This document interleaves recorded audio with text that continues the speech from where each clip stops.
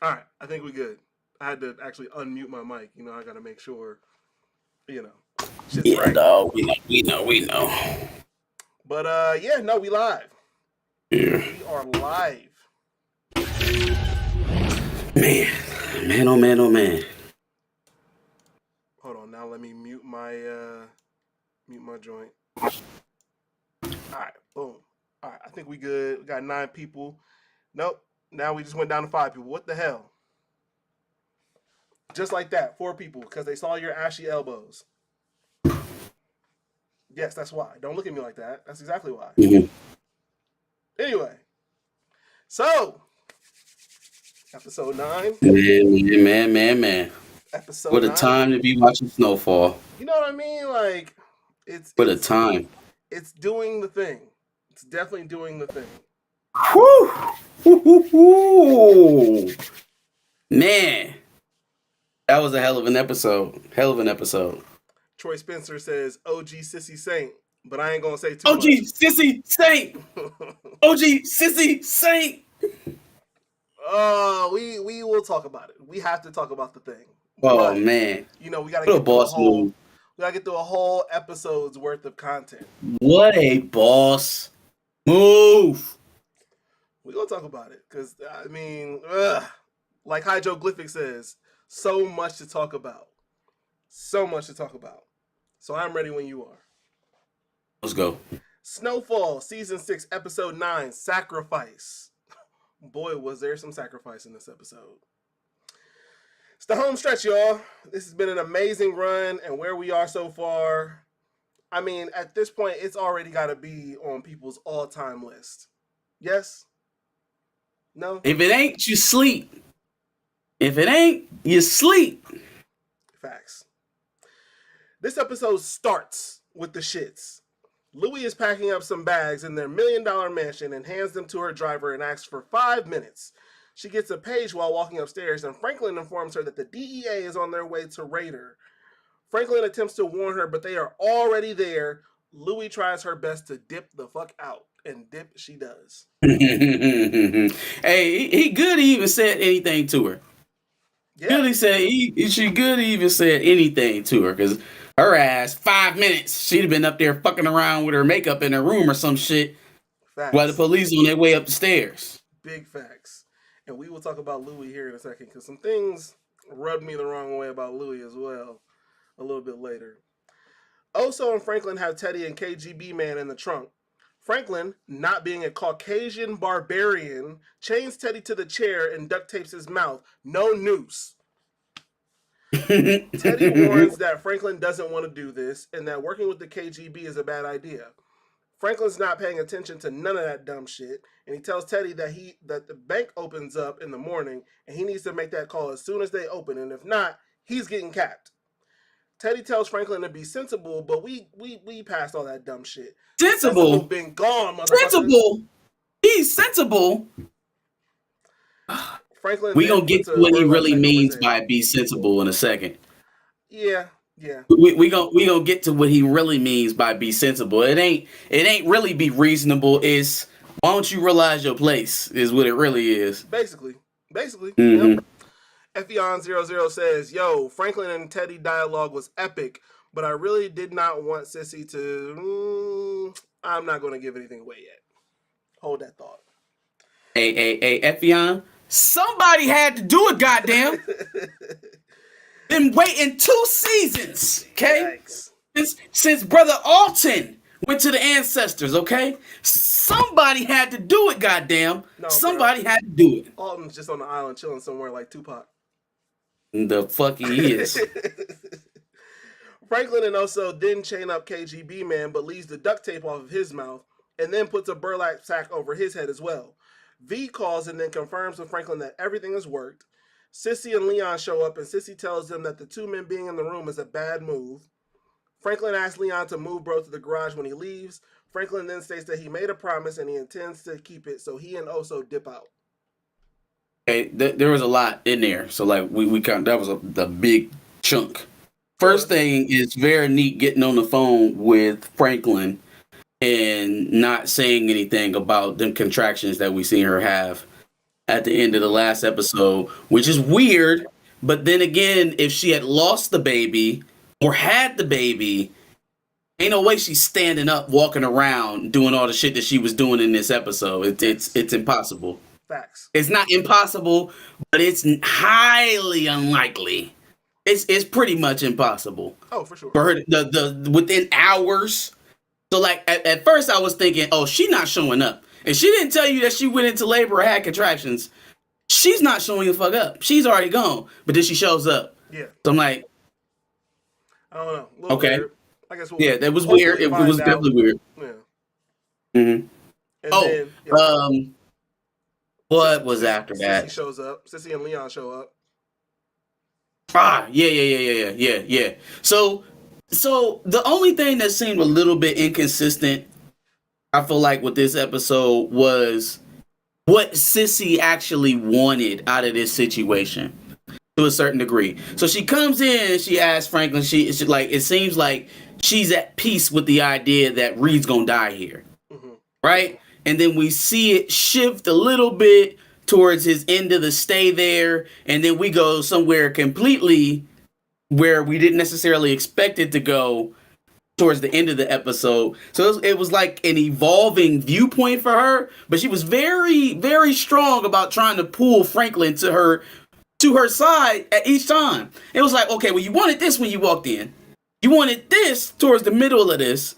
And then now, ultimately, you... that's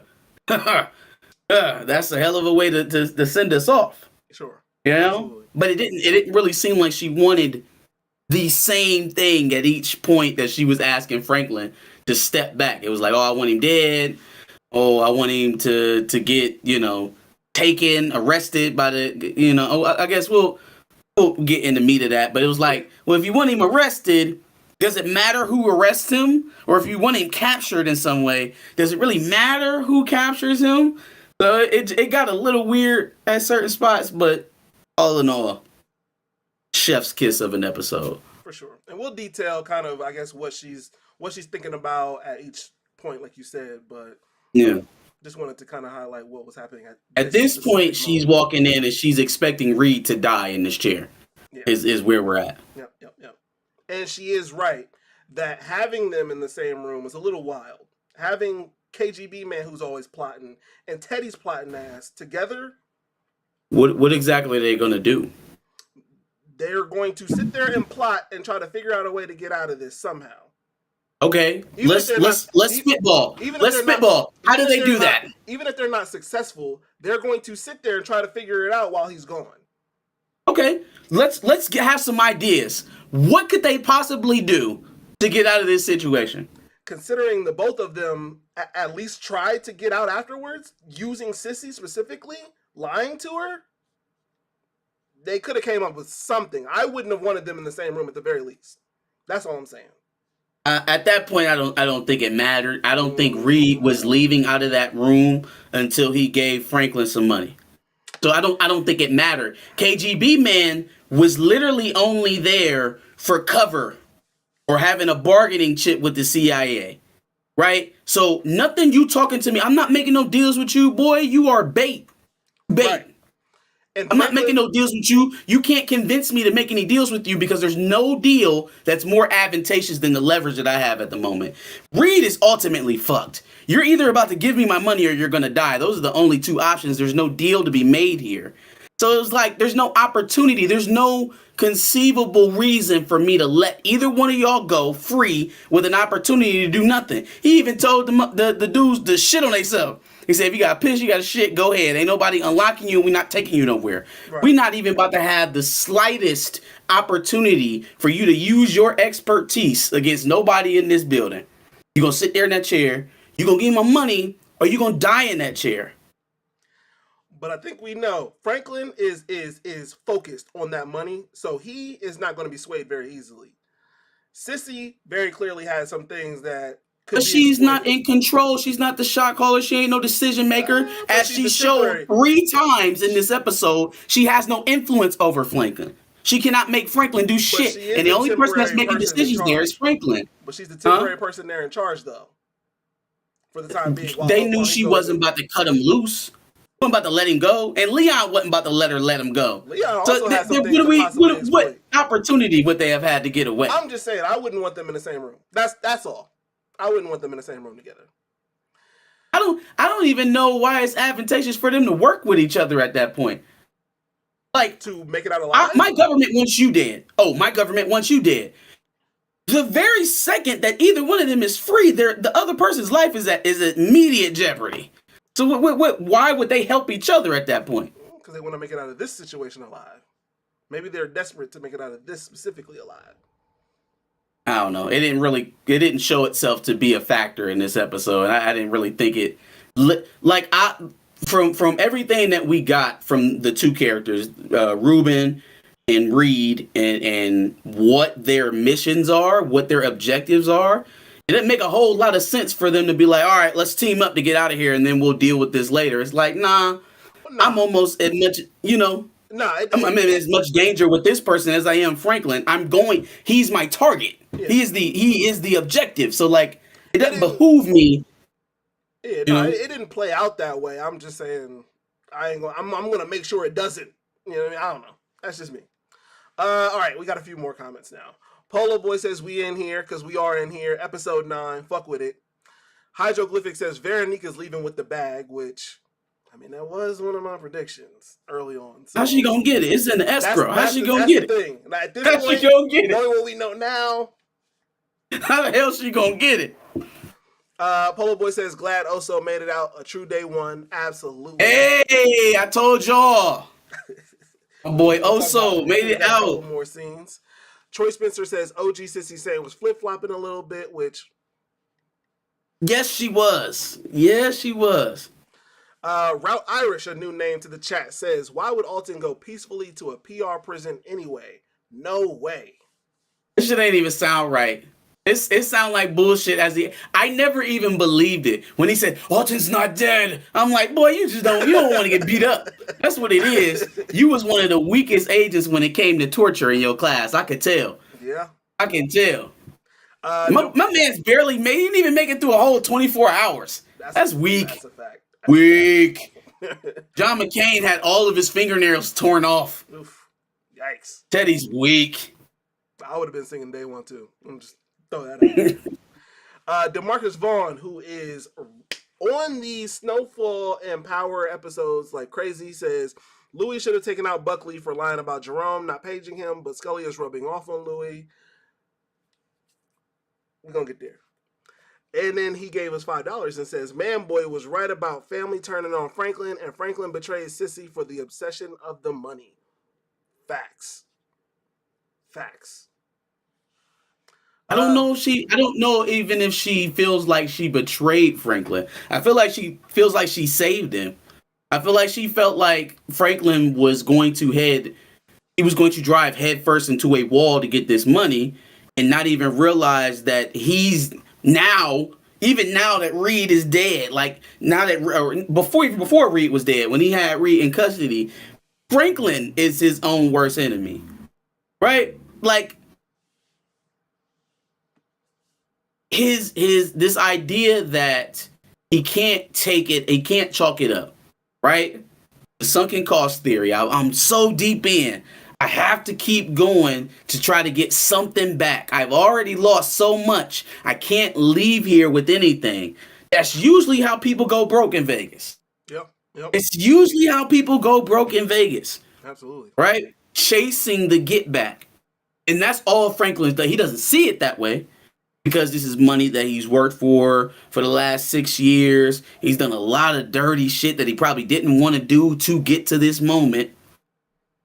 And he just wants it to pay off. He needs it to pay off for all the evil that he has dished out and endured. He has to get this money, right?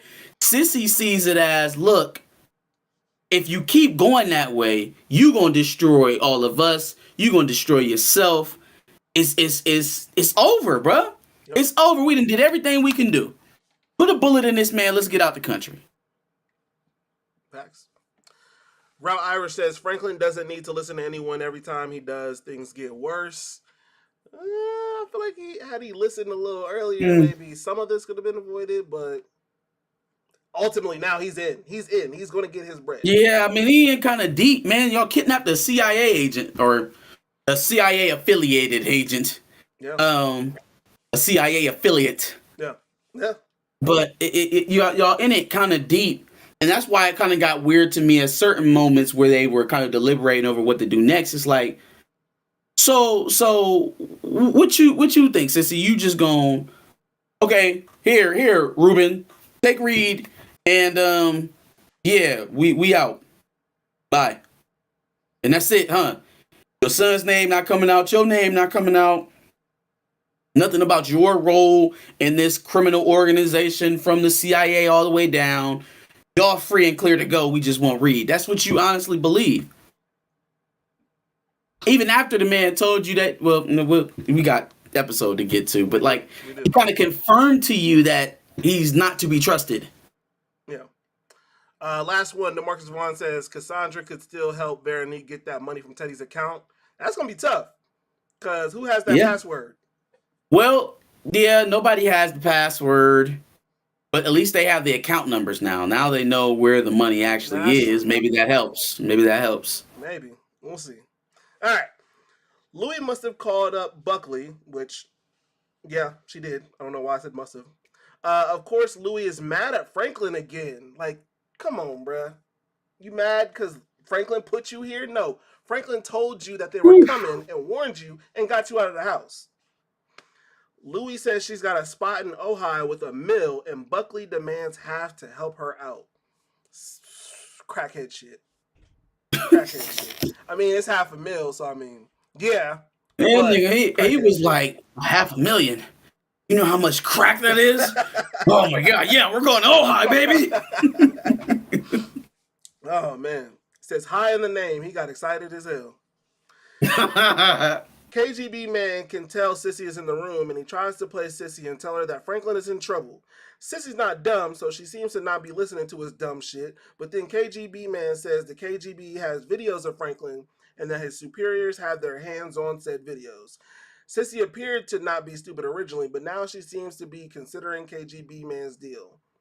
Or so I thought at the time. She listened to him a little bit more. I don't think, she didn't consider it seriously. But again, you know now, right? You know for sure that he's blowing smoke. And at the minute that y'all give Teddy to him, then you're going to lose Franklin. So how we come to another conclusion that we come to at a certain point in this saga, I don't understand clearly. I don't get it. But she seems pretty clear on where everybody stands at this moment. Yeah. No. Well, it seems like in the next scene, I realized, turns out Sissy knows that KGB man on bullshit, but she's aware that he still may be telling the truth, so she's in a rock and a hard place. Sissy then takes Teddy's burlap sack off. She asks what happened to Alton. Teddy thinks because he got the money that he makes the rules, but he is currently locked up, so I don't really think so. Sissy lays a bunch of guilt on bro, being that he murdered Alton and flooded the streets with crack, and Teddy becomes the ultimate white man in this scene. Do I rock it up? Do I make these addicts? Oh my God! I wanted her to pull the gun out right there. That's when I wanted her to abstract right there. Did I make these? Yes.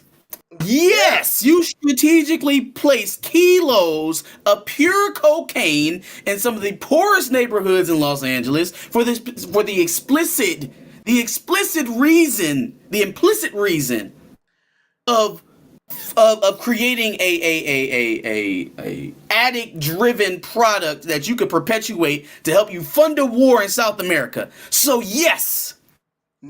You specifically did that. Yes. Knowing that these poor black folks have no resources to get cocaine from Colombia and other places. Like, yeah, you did it. Then you found one of the only motherfuckers who's rocking up cocaine at the time, hit him with your car, kidnapped him, forced him to sell crack to people for you. Yep. So yes, you absolutely. Most of the time I would say drug dealers, nah, they're not putting the drugs in your hand. You know what I'm saying?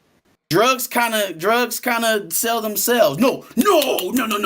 You set up a plan. You got the coke. You found a nigga to move the coke. You found a nigga to help you sell some gun. Not the nigga, the Shalom, the holy man, to help you move the guns, and you was running this gambit. It was all you. Who could say that if the CIA wasn't funding these type of operations all over the country, that we ever have a crack epidemic? If we don't have a government entity supplying the main product for the drug that's causing the epidemic, maybe we don't have an epidemic at all. Well, again, so yes, they don't have the resources to get these drugs anywhere else. Yeah, absolutely. Probably wouldn't be an epidemic. Not to mention, you killed my dad, you stole my money. What the fuck does any of that have to do with anything? What the fuck that got to do with anything? All that money, he was taking a percentage. He was taking points. Yeah. All the money they were making, 75% of that was going to you. You was already making money hand over fist. Mm-hmm. And he bullshitted up until the very last moment as to why he actually did it. Yep. And I thought it was we'll get there. We're going to get there. All right. After becoming Stan Smith from American Dad, he attempts to place guilt back on Sissy. Sissy is being manipulated everywhere because Teddy then claims that Alton is still alive in a Puerto Rican jail cell, which was bullshit. Bullshit. Never believed it for a second. Polo Boy wants to know why Louie called Franklin a snitch in the car, because she is insane. Because that's her character flaw, accountability. Because it's not possible that maybe she just got caught up because she runs and operates differently than Franklin, or maybe she stepped in some shit she ain't had no business being in the first place. No. It couldn't possibly have been that. It's that Franklin snitched on her, because that work. That's better for him. Absolutely. That's better for him. Clearly. Right? For him to snitch on Louie. DeMarcus Vaughn says Louie was paranoid about Franklin snitching on her because Franklin gave Kane Louie's location, and Franklin told Ruben that Louie and Jerome was working for Teddy. And then he stated that he rocks with Louie all day, which is...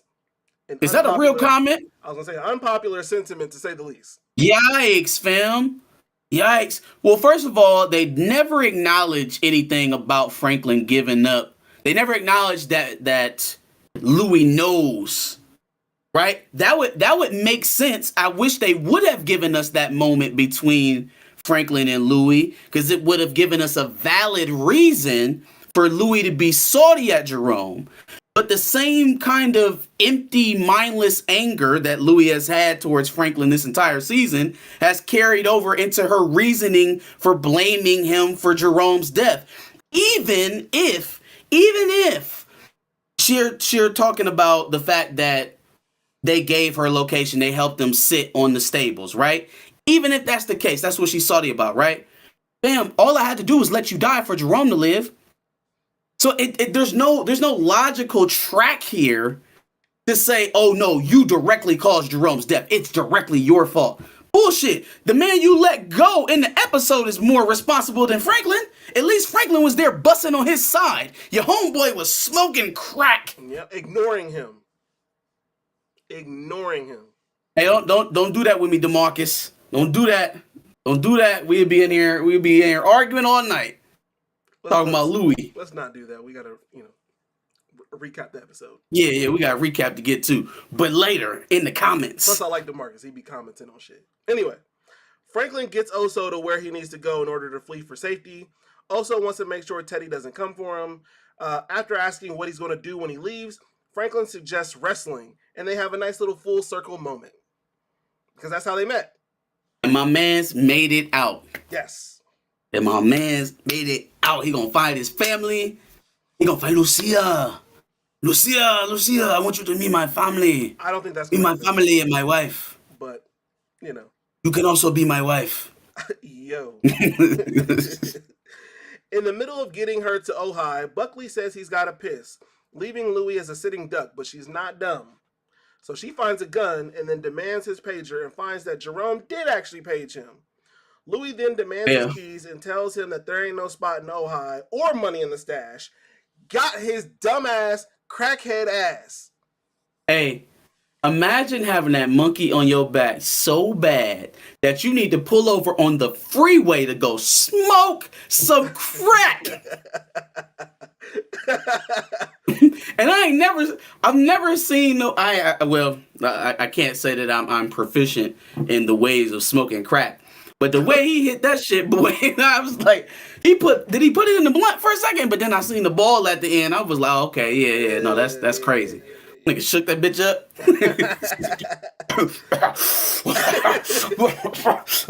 Let the gun in the car and everything. Let the car running.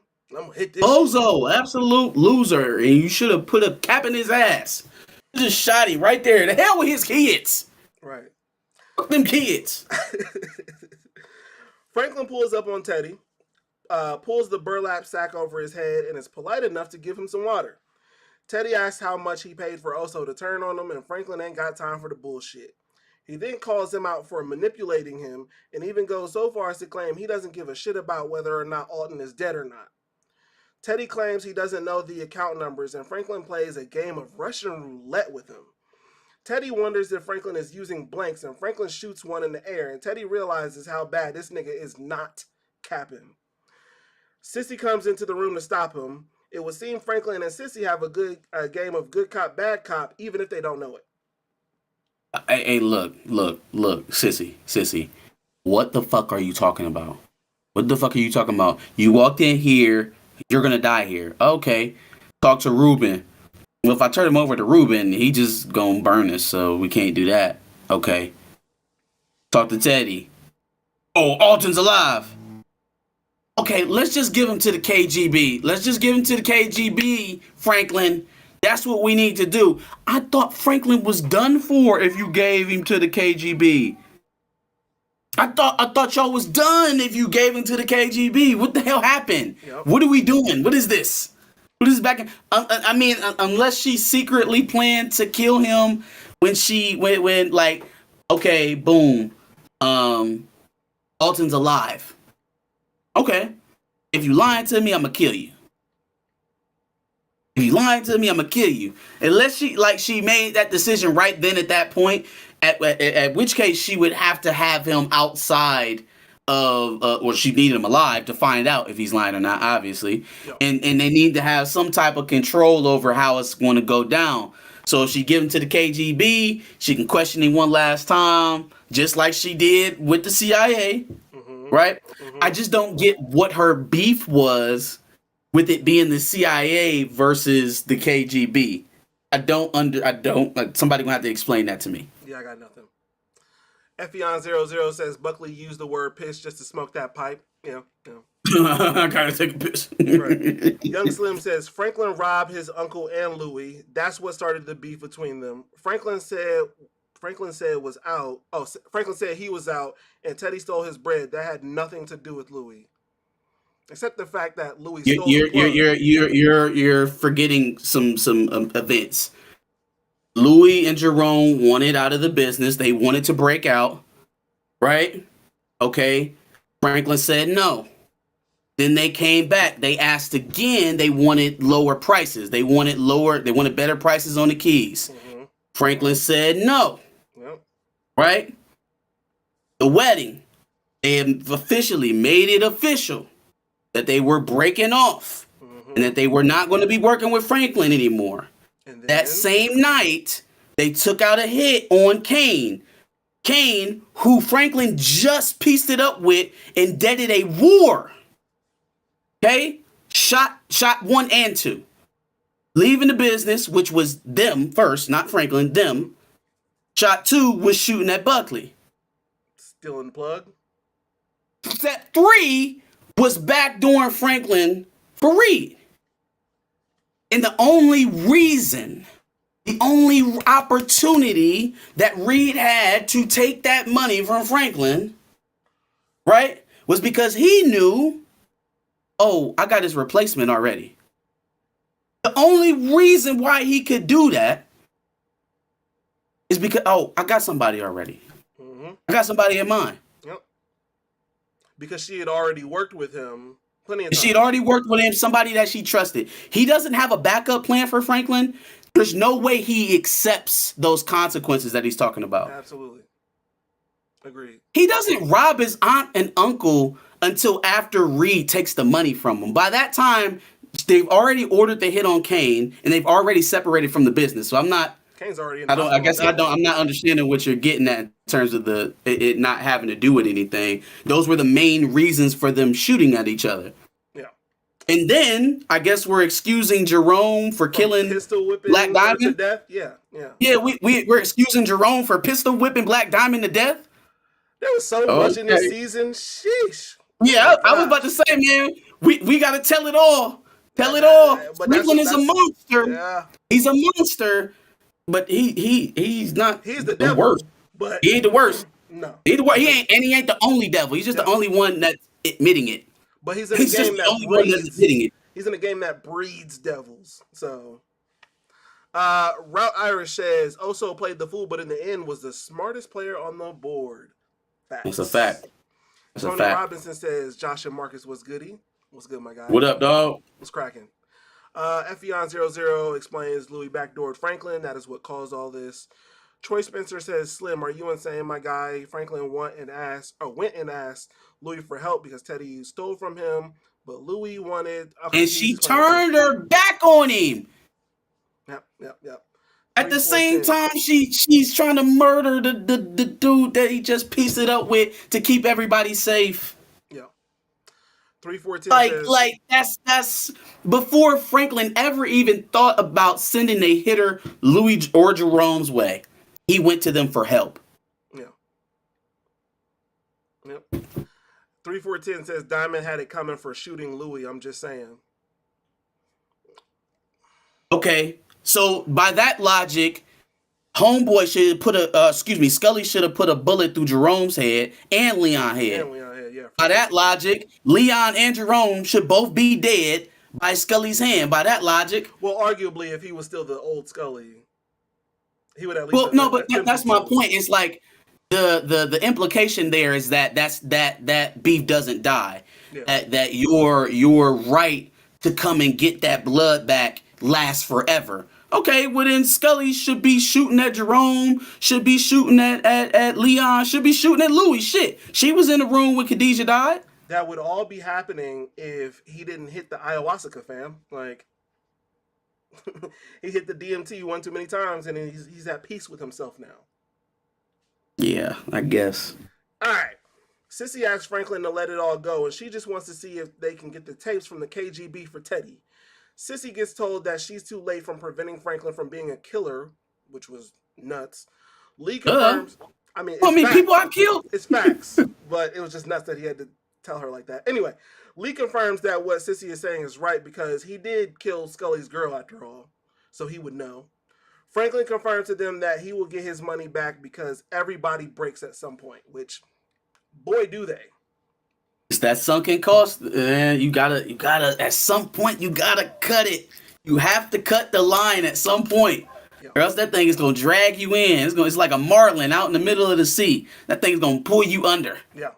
Yep. Cut the line, fam. You can just feel it. You can feel it going bad. Yeah. The crazier he gets, the less likely it feels like he's actually going to get what he wants. And that he's just going to end up pissing off more people around him. It feels that way now. He's alienating the people who love him the most at this point. Sure. That's the drug game, I feel like. Anyway, Franklin is so wired up that when he hears V walk up the stairs, he pulls a gun on her. Apparently, Franklin is now bouncing checks to pay his mortgage, meaning that nigga is broke. He's not normal person broke, but he's like millionaire broke. He's bouncing the mortgage for the downtown property, not his house. But the downtown property. Sure. That mortgage is probably $100,000. So he not bouncing a $1,400 check like me and you. He bouncing $100,000 a year. But bouncing a check is still. He's rich people broke. He ain't normal broke. The downtown property is in danger, and lenders may start asking for big bread V brings out the corn oil.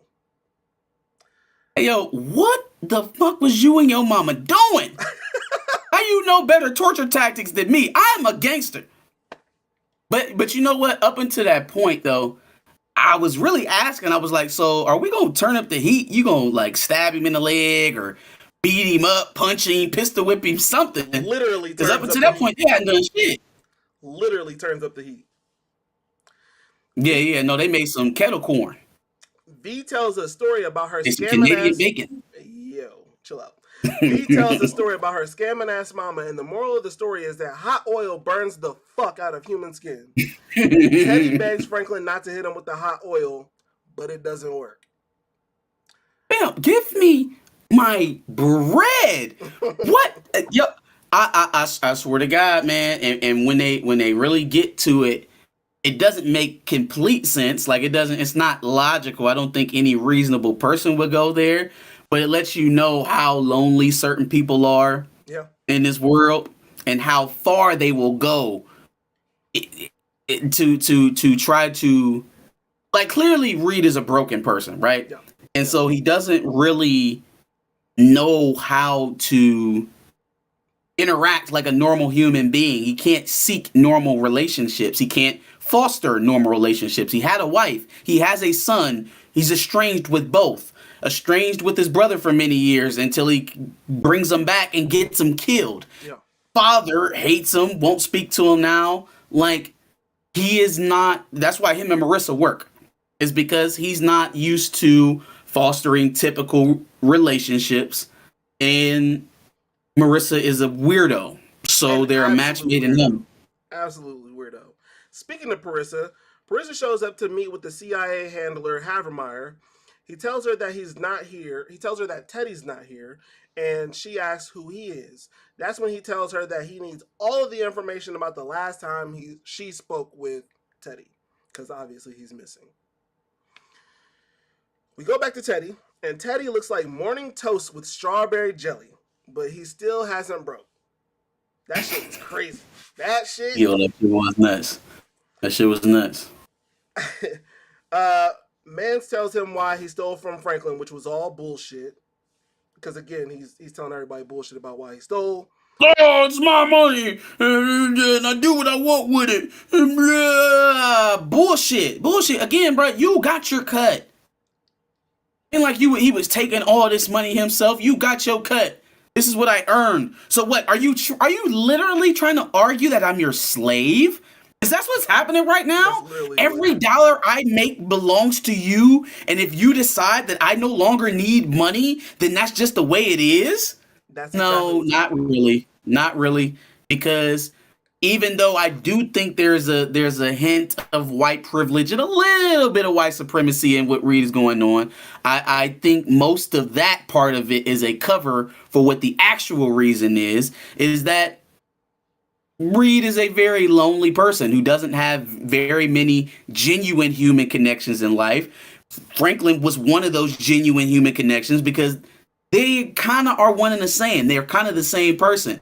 Franklin does the same shit in the middle of this, right? Yeah. He says the same stuff. Like, yo, I actually thought we was friends. Like, I actually thought that, like, we would, like, eventually grow to tell old stories together and have picnics with our kids. Like, I felt like we earned so much money together. We broke bread together. I felt like we was cool. Reed feels the same way about Franklin. You know what's very interesting about all of that is that they eventually both came up thinking that what they were doing in some way, shape, or form was right. Teddy thought what he was doing was right for his country and in some way, shape, or form, helping his country. And Franklin thought he was helping his hood. He thought in some way, shape, or form, he was bringing back resources. That's how it started, right? Well, that's how it started for both of them. Both of them got and corrupted. Then eventually it became more about the power, the ego, the influence, and them personally, where they felt like they were on the same track. They both had the same motivations. They didn't really think that it was ever going to deviate. Mm-hmm. But the minute Franklin decides, okay, it's time to go legitimize and get out of this shit, that's when Reed loses it. That's when Reed loses it. That's interesting because they pull apart based off of what it is that they're fighting for, or what they were fighting for, I guess, at some point, because the interest of what they were fighting for pulls apart, and it literally pulls them apart. All right. Troy Spencer says Teddy had the nerve to say it's my money, which, again, that was that hint of white supremacy I was talking about. Yeah. It's my money, and if I decide, oh man, I'd have poured it on his head. You know. You'd have looked like a chicken nugget today. Route Irish says Teddy absolutely looked at Franklin as someone beneath him, wholeheartedly, absolutely. Yeah. But at the same time, I think that he saw Franklin as a friend. But even still, you'll see, man. If you haven't seen it to this point, maybe you won't see it, but you'll see it sometimes where maybe you do have a friend that you feel like you're above, that you feel like you're doing better than at the moment. Maybe they even make you feel better about your situation by how they are relative to you, right? But the minute they start doing better, or the minute that they aren't the same person that was introduced to you, or the same person that made you feel better about you, then now it's time to cut that person off. Oh, that person's acting funny. That person switched up. They're different. Only because they leveled up and they're no longer the person that makes you feel better about your life and your shortcomings. That's what it is. Yeah. Right? So, but instead of a broke friend, it's a black friend for Reed. Right? It's like, hey, yo, you black. Like, yeah, we cool and I like you and all, but you still black, so stay in your place. That's what it is. But I think he really liked him, and when he said he was leaving, it fucked him up because he didn't look at him the same way he looked at his dad, his brother, his ex-wife, his son. He looked at him as somebody who actually gets him. Yeah.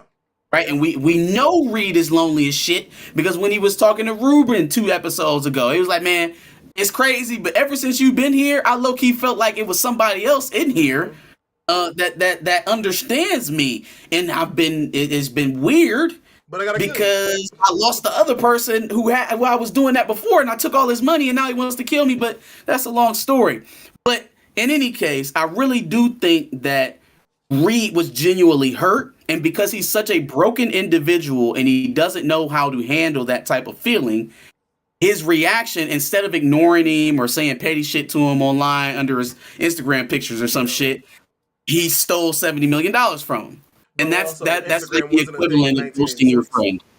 You say what? Instagram was not also a thing in 1986. So yeah, that's what I'm saying. There was no social media for him to subtweet him on or anything like that. So he stole 70 mil from him. He turned his lights on. I was going to say, yeah, please do that. Effion also mentions that Franklin was essentially just the help and the alibi when all this goes up in smoke, essentially. So he was supposed to be the guy who takes the fall after all this too. Well, it's kind of hard for the fall guy to have a fall guy, right? It's a little, but I think that he eventually became that. Yeah. For Reed, right? Because I mean he's showing him a lot of stuff he doesn't need to show him if he's just a cover, right? Introducing him to Ivy, teaching him how to fly planes, setting him up with the overseas bank accounts, all of that kind of stuff. Yeah. His money is much easily accessible, or much more accessible in an American bank than it ever would be in the Caymans. Yep. Like him knowing that it's in the Caymans doesn't make it easier to get it than it would if it was in an American bank. Yeah. So, I think it eventually became that once Franklin became of some size and Reed I feel like we've seen signs of Reed trying to kind of knock Franklin back into his place because he's growing faster than what Reed expected. Mm-hmm. And so when that started to compound itself, and after the whole saga with the reporter and Alton and all that, it kind of came to a head, and then for that to be in Reed's mind, and then he come up to you and be like, "Yo, I'm leaving." Nah, I don't think so. I think I'm gonna steal all your money. Yep. I think I'm gonna steal it all. Yeah. Teddy claims he wanted to hurt Franklin because he left him. Teddy then comes to the compromise of splitting the money. It's an interesting proposition, but there is no way Franklin can actually trust Teddy to hold up his side after all he's done to get Teddy. Even if being alive for Parissa's love does mean that much to him. Teddy then lets Franklin know the account numbers are written on his wallet, so I guess at this point he has no choice but to trust Teddy. Yeah, no, he's serious. Okay, cool. So let's do it. Let's set it up. But guess who has a damn problem with it? I thought you just said you wanted to give him up. You didn't want me to kill him. I was getting ready to shoot him in the hand a minute ago. What's going on? What's the problem? Yep. Franklin has arranged for Teddy to be dropped to Habermeyer with information on the KGB. Sissy is pissed off because Franklin is allowing Teddy to go for half of the jackpot. She even tells V to shut up, which I thoroughly enjoyed. For what it's worth, Sissy ain't all the way wrong. Franklin is broke and desperate, obviously. Sissy claims that she's done, and she doesn't want to ever see Franklin again, which Franklin states that he's okay with. Yeah, I didn't think Sissy was all the way wrong because of all the things that Franklin had done up to this point for just half, but that wasn't her point, though.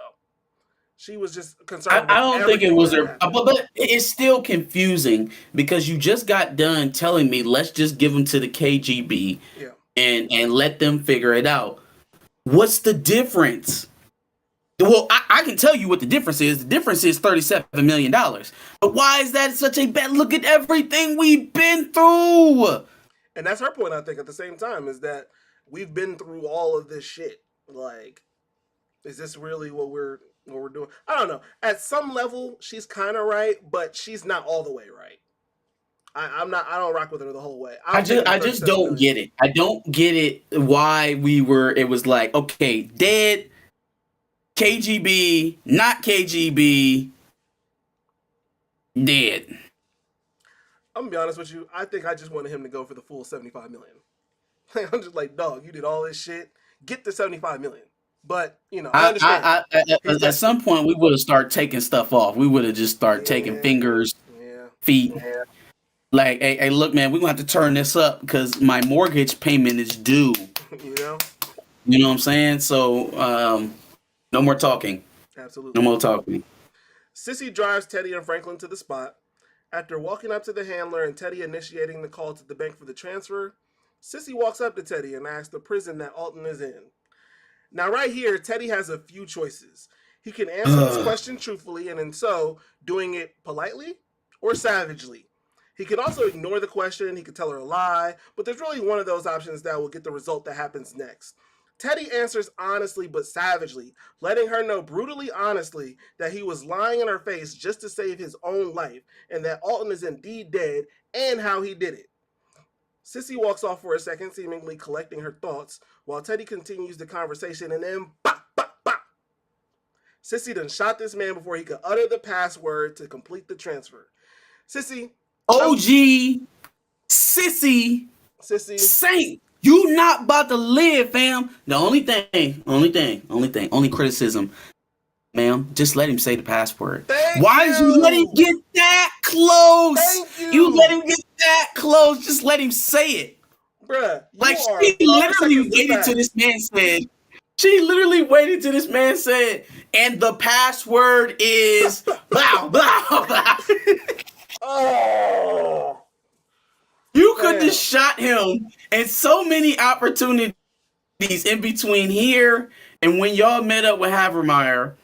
There's no reason why you had to just let him say the password. And then, oh my God. And then Franklin dropping to his knees like Octavia Spencer holding old girl at the end of How to Get Away with Murder was fucking perfect. Like, fam, your mother's going to jail for life. You over here crying over Reed. This is fucking hilarious. Crying over $37 million. No, but the optics of it was real. Stephen holding Mr. Candy and Candy Land. For sure. Absolutely. Oh, Mr. Kelvin! Oh, Lord! Not the white man. Nah, for sure. Oh, my God. That was crazy. He was crying over the $37 million. Of course he was, but the optics was just funny. Funny as hell. Yeah. She said Saint is a thug and she had to get it back for Alton. Somebody had to, because Franklin just told you he didn't give a fuck. Franklin just told you he didn't care. So somebody had to get it back from my mans. Yeah, no, for sure. Sorry that we didn't get your money, Franklin. But if you wasn't gonna kill Reed, First of all, you promised also that he was gonna die. You promised also he was gonna die. He did. He did. I Yeah. put my man's life at risk. Yeah, no. He was definitely about to go kill Oso. Yeah. Yep. Oh, for sure. Why wouldn't he? He was gonna kill Oso. Yeah, no, I'm happy that Sissy got her justice though. And got justice for Alton. And Teddy's dead. Teddy's dead, right? He's not getting up from this. Oso saved. Louis on the run. Man, I'm doing great right now. As long as Veronique show up with that baby. And now if we will really complete something immaculate if we can get Franklin his damn money. Get him his baby, get him his money, and it will have been the most picture perfect finish for a gangster drug dealer kingpin that we've seen. It seems that we have a very interesting episode 10, What to Expect, to discuss. Oh. Whoa. I think it's only right to just go by character at this point and see what we can come up with. We do have a trailer to go off for most of the stuff. We do see that Sissy is in jail for what she did. Yeah. So yeah. Does she? Which there are going to be some weird questions to that. Like, why was the man handcuffed? Who were you there with? What were the circumstances of your guys' meeting? What was your relationship? He's former CIA. There's gonna be a lot of sticky stuff. I would not be surprised if Sissy gets released. That's what I was gonna say. I would not be surprised. I don't know if she's gonna stay there.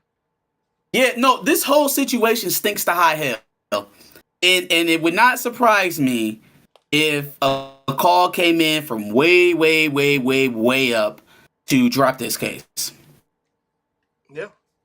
Yep. Especially since I would not be surprised. Unofficially doesn't work for the CIA anymore. So like CIA operative was seen in the area. There was a bunch of eyewitnesses. Again, the dead CIA or former CIA agent, he's handcuffed while it happened. We have nothing really connecting these two people together. Something's off. Something is definitely Something is off. I agree. Yeah, so I would not be surprised if this case gets thrown out. Especially if they're showing her in jail. Something happens with that, right? I would think. I mean, she could sit there. They could, but they showed too much of her. I'm trying to think. Yeah, I'm trying to think of like how they would go about doing that trial without acknowledging that. Well, like, why did you kill him? I don't think she's gonna make up a story. I don't think she's gonna lie. She's definitely not gonna lie. She's not gonna get up there and lie for you. Also, the CIA the best way she can. Unless you want her to get up there and be like, yeah, the CIA was selling crack through my son. And to be honest with you, the CIA loses a headache at this point. So, hey. Ooh, okay. Here it is. Because we also got a clip of Havermeyer giving Franklin a call, telling him to listen very carefully. So we know some kind of deal is going to be in the work probably, and it's most likely going to be concerning his mother. Your mother and the money for you. So you come in, right? And we toss you to the DEA. You and Louis go down for the operation. We sever ourselves from it completely so that we never have to take blame for being the plug. Okay. We release your mother. We give the money out of Teddy's escrow account to her. You serve the sentence. And we all walk away from this. So now the government's not exposed. The local guys, the DEA and the Los Angeles Police Department both get a guy. Right, to make this story go away about the drugs. The guy, essentially, they get the guy, but not the guy. Yeah. And so maybe that's the deal. And the CIA effectively cuts ties because everybody is taking care. Yes, they cut themselves completely out of it because now the buck stops at Franklin. Damn, could happen, But in the trailer, he says that he's looking to set some shit on fire. So, like, What's he going after? I think he's going to try to his best to get this money, but I just don't. Franklin, it's not gonna happen, man. You done already lost your checkings account. You lost your car. You lost your Rolex, right? You up there bidding the deed to your house now, swearing up and down that it's gonna work. You at the craps table betting the deed to your house, and you swear up and down it's gonna work. We just in one of those positions where it doesn't really matter whether or not it works. Yeah. That's not the issue right now. The issue is that the reason why you are where you are is because of the risk that you've taken, and you want to take another one. Yeah. Could be a Insanity. little bit of trailer trickery. Maybe he says that at the beginning of the episode, then he finally gets the call in the middle of the episode from having money or something crazy like that. Yeah. Okay. What's gonna happen with Leon and Wanda? I haven't smelled anything about what's going on with Lee. We know it's not going to be Scully. I don't know. Maybe Dion rolling back up. Maybe could be. I mean, I think they need something to push Wanda into this spinoff, which would be that we getting ready to do. I don't want it to be. I don't want it to be. I don't either. It should be her death. I feel like we probably going to get one more death. We already got Jerome. Since he's in jail for the time being, I don't think Franklin dies. Is Peaches going to come back and I don't know what's going to happen with no reason at all? What's that? Is Peaches going to come back and ride on Leon for no reason at all? Damn, that's really crazy. Peaches really disappeared. Maybe they had something planned for Peaches. I mean, he's still got one episode left, but maybe I don't know. I was gonna say maybe in some way, shape, or form he's a part of that deal and gets them information, but I don't know. I don't know what it would be. Nothing. I don't know. I have no clue. He just has to make it. He has to show up. Him and Ray Ray, according to IMDb. What if Peaches was KGB? That would be some crazy shit. That would be nuts, right? This man comes back with some braids in his hair. Oh, I've been in Cuba this whole time. Nigga, you was coughing the last time I saw you. What happened to that shit? I do it for Mother Russia. No, him coming out with a Russian accent is nuts. Absolutely nuts. Hello, Franklin. It's nice to see you again. D-Ray having a Russian accent is crazy. I spent some time in Mother Russia. You should come next time. No, you might enjoy. Absolutely not. Absolutely not. My name is not Peaches, by the way. It's Vlashnevik. Vlashnevik is wild. Vlashnevik Radmanovich. And I am sorry for any Russian viewers that we have right now. I don't think any of the 25 people are Russian, but anyway. Okay. So we got all those people. Teddy is obviously shot. Parissa is not getting married to a person anymore, so she's gone. No, yeah, she's. But she got that ring, though. Is there anybody else I'm missing? Louis is going to get arrested, maybe? Or no, she's in that deal you said. I think she's in the deal. I think she's involved in the deal. Sissy gets out of jail and is able to take the money. I think Lee survives. He gets right. He sees what Franklin is doing and this mad pursuit of money that he's on. And he like, you know what? I'm about to just go be with my wife. To hell with all this stuff. I'm about to go with her. That's what I'm putting in the air for my boy Leon. And they're going to be a happy married couple in the spinoff for the 90s. I forgot. Veronique is going to meet up with her scamming ass mama, and she is going to have the $37 million somehow. They would have to do something very convincing to tell me how she got the money. They'd have to do something very convincing to tell me how she got the money, because if it's as simple as knowing where it is for you to get it, I feel like we would have been going about this altogether different. We would have never even had to get Reed. We could have got his money man and tortured the hell out of him until he told us where the money was at. Mm-hmm. If it was that simple. So I don't know. They had to come up with something good. Realistically, if I'm going based off of your theory, Sissy is going to take care of Veronica and her grandson, but they're just not going to be together. I can see that. I can see that. Live her life, taking care of the businesses, and Sissy's going to dip off somewhere. She's going to go to Puerto Rico. Or, okay, so wait. What if Sissy dips out with them? What if Sissy, Veronique mama, and Veronique and the baby all dip out? Because, again, she did promise Franklin, if I go do this with you, this is going to be the last time I ever see you. Now, I'm thinking in my head, ass mama. In my head, when she said that, she already knew what she was about to do. She knew she was about to kill Reed. So literally, if I do this, I'm going away forever. Like, I'm going to jail. I thought that's what she was, like, in retrospect, I think now that's what she meant. But she also could have meant, no, I'm tired of your evil ass. And if this the life you want to live, then you're going to need to get the hell away from me. And my God, and my grandchild. It's not like she doesn't have the option to leave at some point, so...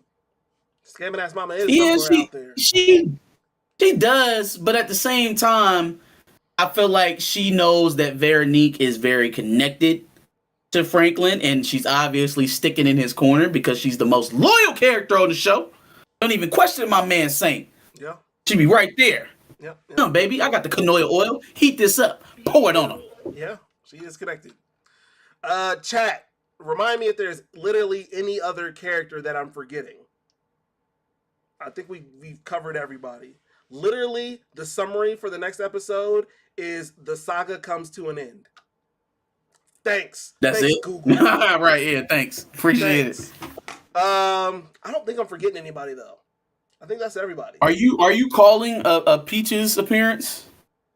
Are you putting it down? IMDb is calling a Peaches come to... IMDb don't know all the time. They don't. I know, but it's the only... I just don't know what he gonna come back and do. At this point, I don't know either. But he got to come back and do something. We're all waiting for Peaches. Does he have beef with Franklin? Like, would he come back and kill Franklin for some reason? Nah, but he was his driver. He knows a lot of shit. No, he knows a lot about him, and obviously he took that money. Chat says but Mel. I just wonder... Chat says Mel.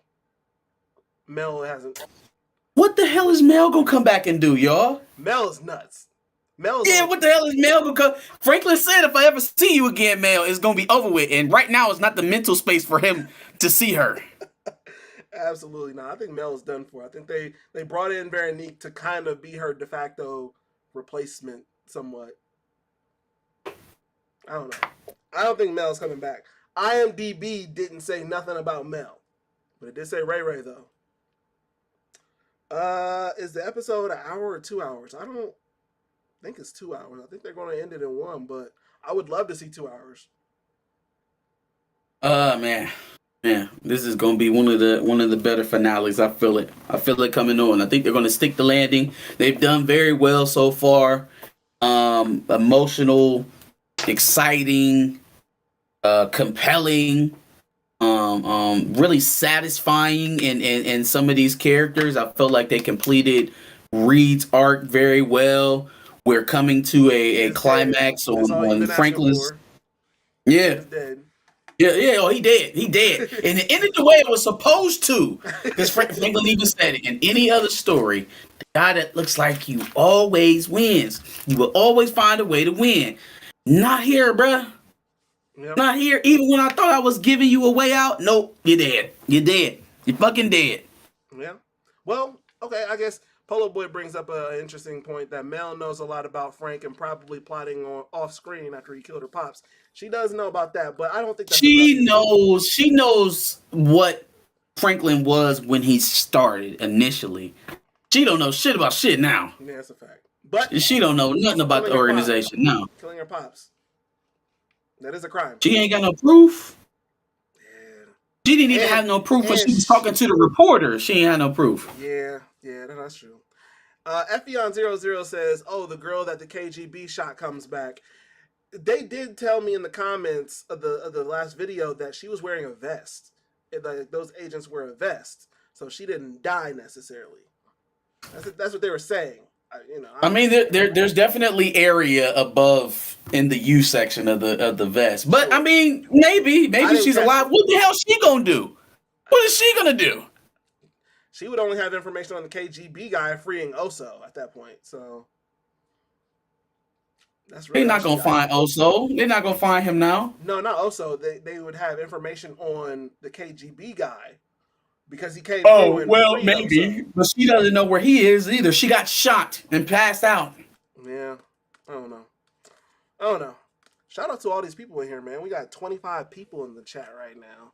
Appreciate all the names. Posh Garcia is a new name. Young Slim, Route Irish. They've been really engaging with the content so far. We like to see it. You know what I'm saying? Appreciate that. Hopefully y'all stick around while we review Bel Air. Hopefully y'all have seen the new episode of Bel Air. Seems like nobody watches the new episode of Bel Air on Thursday but us. You ready to review Bel Air? We're dedicated. Yes, very, very dedicated. Dedicated. Can you give me 2 seconds to help with this lighting? Give me 1 moment. 2 seconds. Talk to the people. Talk to the people. Bro, I got nothing to talk to these people about. They don't talk to me. Oh, god damn it. What's up, y'all? What's up, chat? What's going on, chat? How y'all doing today? I like to see some of these new names in here for sure. Young Slim. Shout out to Young Slim. Polo Boy is a OG. You know what I'm saying? Effion00. OG. 3410. That's a new name. Shout out to you. I wonder if my pops is still in the chat. William Moloch is in the chat. What's up, William Moloch? Troy Spencer. Yeah. We appreciate the turnout. You know what I'm saying? I hope y'all come back for Snowfall episode 10. Shit about to be 10 out of 10. You feel me? What happened to her having the baby? Did I miss something? We did actually kind of mention that a little bit. I don't know. She was having contractions in episode 8, so we're going to have to see about Veronique for show. For show. Peaches stole from Franklin and Franklin finds him. Peaches got some answers. We got to figure out what's going on with Peaches for show. For sure. Well, you came back blurry as hell. Am I still blurred? Nah, you good. I'm just fucking with you. Oh. Nimoy Johnson. That's a new name, too. What's up? All right. You ready for Bel Air? Is the chat ready to move on to Bel Air? I know y'all still hype over episode 9. Let me change this joint real quick. I forgot how to do it, though. And no, to answer your question, Route Irish, it is not 2 hours. It looks like it's just 1 hour.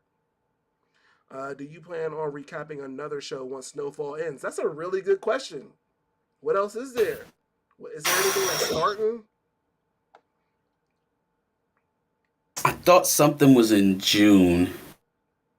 So nothing immediately. I don't know. I mean, we would take recommendations, I'm sure. Sure. Absolutely. Y'all know what we like, what we pay attention to. You know, I was going to recommend that we watch, I think it's called The Crossover on Disney Plus, but they released all the episodes at once, and it was just like... Yeah, I don't like reviewing like that, man, honestly. We do it every now and again, but it's kind of hard, especially when they're doing full-length seasons. Like, you getting 8 or more episodes, man, that's kind of tough to push through and review that quickly. So I don't know. Yeah. Secret Invasion probably, most likely. Yeah, Secret Invasion. Hydroglyphic says Power. We are currently reviewing Power. We're just not doing it live because it's literally about to come out in like 3.5 hours. Hydroglyphic says Mayans MC, which I'm sure you could review. Fuck with Mayans. I really do. But, is anybody else surprised that this is the last season? Like, compared to Sons by the time we got to like season 5, it felt like we were coming towards a complete story. I just feel like we are in a different arc with Mayans. It feels like a little rushed. It feels like we got here pretty quick. But I don't know. Yeah, I'm definitely excited for the new season to come out for sure. I mean, if y'all want to do live chats over Mayans the final season, we could do that. Hey, I'm definitely a 3410 Mayans fan. 3410 said never watched Bel Air, so I gotta bounce. Peace. He just dipped Mhm. out. Nimoy Johnson says y'all watch anime. I currently don't, but I'm not against it. So if I there's do from time to time. I watch some stuff. Excited for the last chapter of Attack on Titan. Man started watching Attack on Titan and went ham. You know what I'm saying? Never turn back. My boy Eren Yeager. I don't know who that is. Eren Yeager. Who is that? You know what though? We talked last Don't worry week about about Tubi Tuesdays, about an idea that I had for watching Tubi movies. We're not reviewing Tubi content. I am going to review Tubi content. Okay. I want to create a segment called Tubi Tuesdays. That you're going to operate by yourself. Yes. You have your comic book reviews, and I will have. No. I just wanted to clarify. I wanted to make sure that my services weren't being offered up for this bullshit. So that's perfect. Bullshit. Why does Tubi content have to be bullshit? I don't know. Ask Tubi. It's independent. Ask Tubi. It's independent, bro. Have you seen the Tubi movies, the Black Tubi movies? Have you seen them? There's a lot from Columbus and there's a lot from Detroit. It's hilarious. Fam, it's like I'm about to review them legitimately. Who is we? I'm sorry. I got this. Why you hating on Tubi movies, bro? I'm not that mean, okay? Who's mean? I'm not that mean. Who's mean? Because if I review it, then I have to tell them honestly what I think about it. Yeah. So if I'm telling you honestly what I think about something in the MCU, what do you think I'm gonna do about the Tubi movie? You gotta account for the fact that they don't have Marvel budgets or John Wick budgets. Sure, absolutely. Even given the handicap. You a hater. Even given the handicap of, I know you didn't have all that big of a budget. Jesus. I'm going to legitimately review Tubi movies without the hate. How about that? Yeah, it's impossible for me, so I'll watch from the peanut gallery and cheer you on. That is nuts. Hydroglyphic says the pacing is super rushed. I think he was talking about Sons of Anarchy or Mayans. Yeah, it really is. Like, we move so quickly. And the family arc story in that's overlapping the whole thing.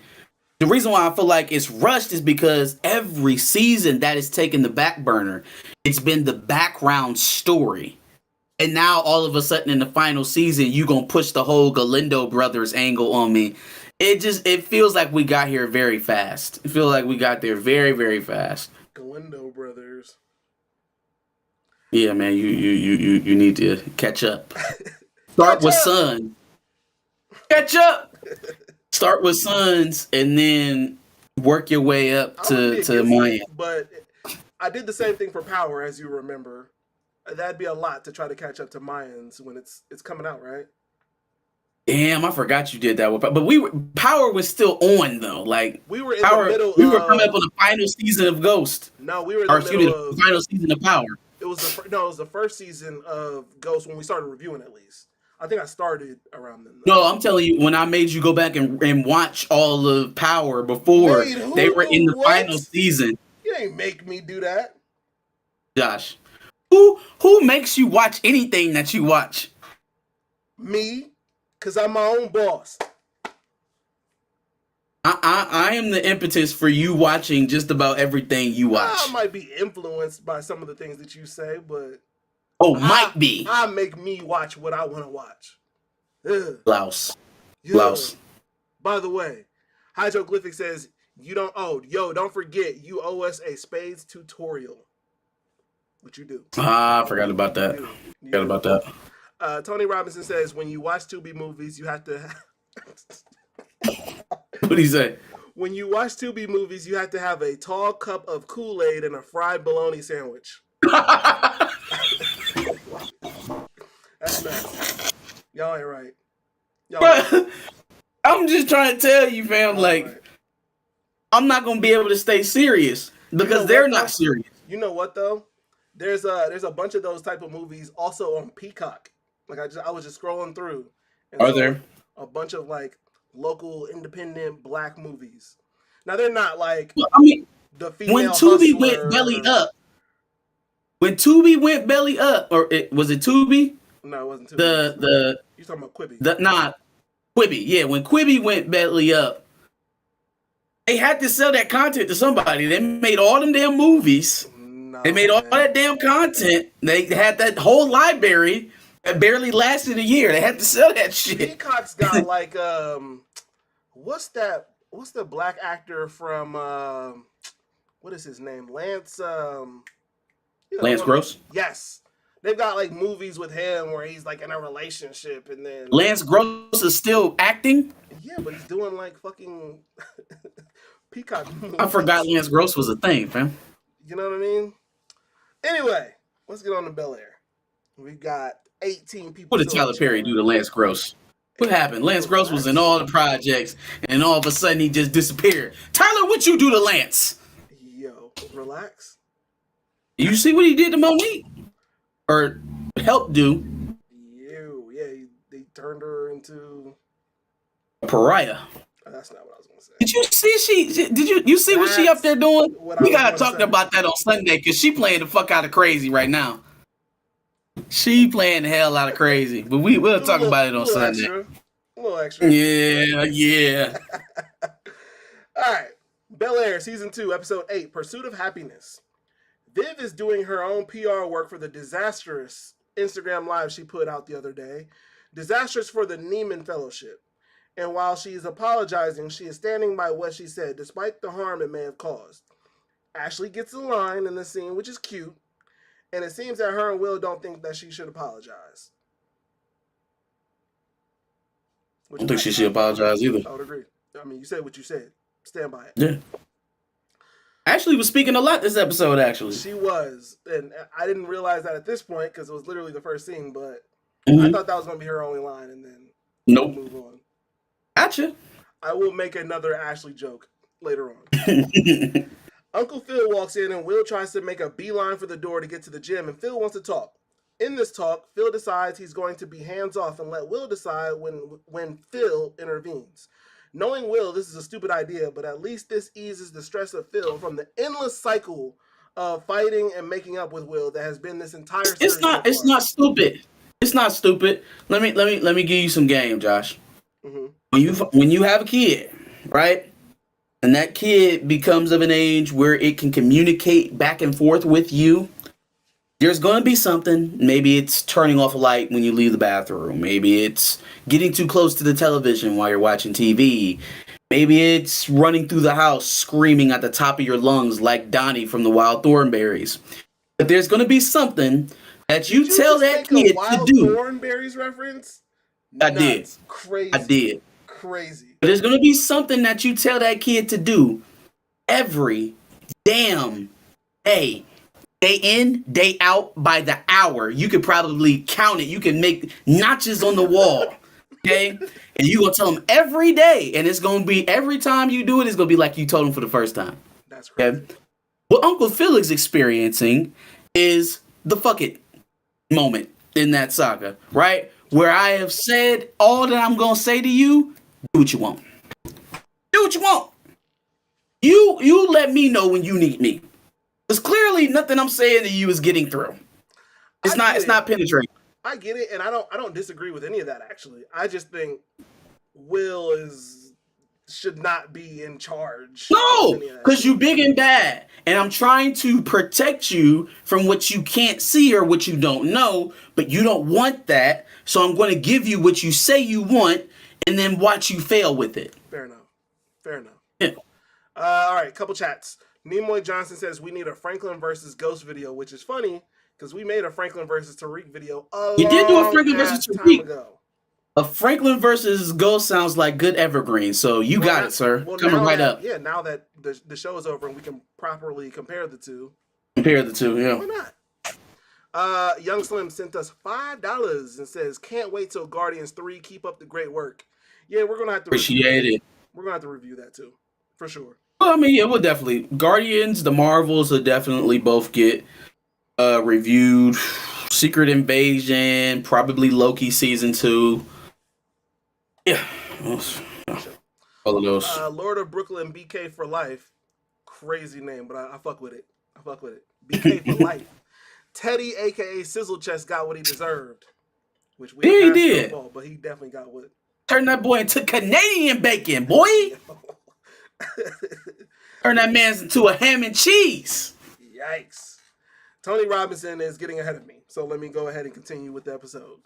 Carlton walks in. Shiny head Fred. Tony Rob. I'm so glad you said that because I forgot what it was, but I wrote that in here. I just couldn't remember what the name was. Shiny head Fred. All right. Turns. Carlton walks in and Will finally makes that beeline, and Carlton is once again upset that the parents end up supposedly taking Will's side. Oh, and bro's nose is bleeding out of nowhere now from too much blood. No, not out of nowhere. From too much blood. Out of coke usage. Yes. Out of cocaine usage. Yeah, from that white girl. Absolutely. I also vaguely... can you run me through the series of events that led Carlton and Will to be arguing? Because in my mind, I remember the video coming out, Carlton automatically thinking it was Will, and then them arguing about it back at the house, right? Mm-hmm. Is that all, or did I miss something that happened, something else? That is all, but Will found out that it was Drew. Okay, so I'm really trying to figure out why the beef is consistent between them two. Like, you were looking at him sitting there speaking while that airdrop came through. What is the... And then for Will to be so mad about it too at a certain point in this episode, I'm like, what? Are we manufacturing beef right now? I would say there shouldn't be a beef. It should be, at the very least, Carlton might be a little mad, but there should not be a beef here. Absolutely. And then even with Will, it's like, okay, I can understand from Carlton's standpoint if he honestly believes that. I don't know why, but if he honestly believes that, I would be pissed too. But then Will, what is your reason for staying in your madness even after an apology is made? I got nothing. I don't get it. I don't know. Yeah, I don't get it.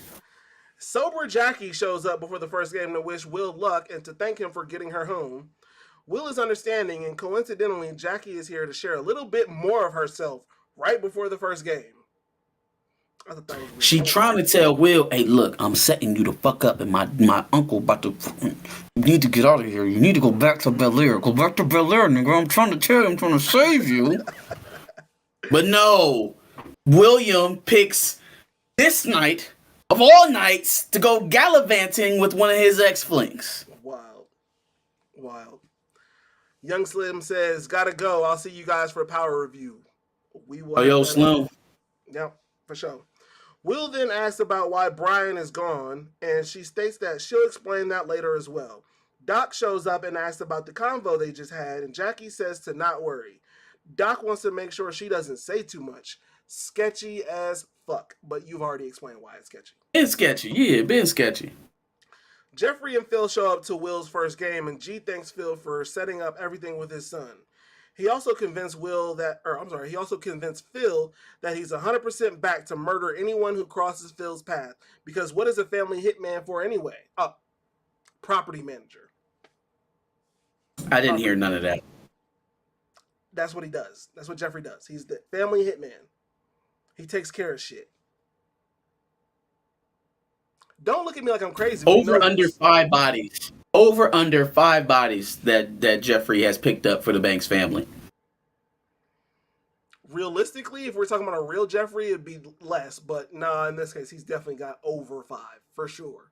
I don't think he has over 5. He's got over 5.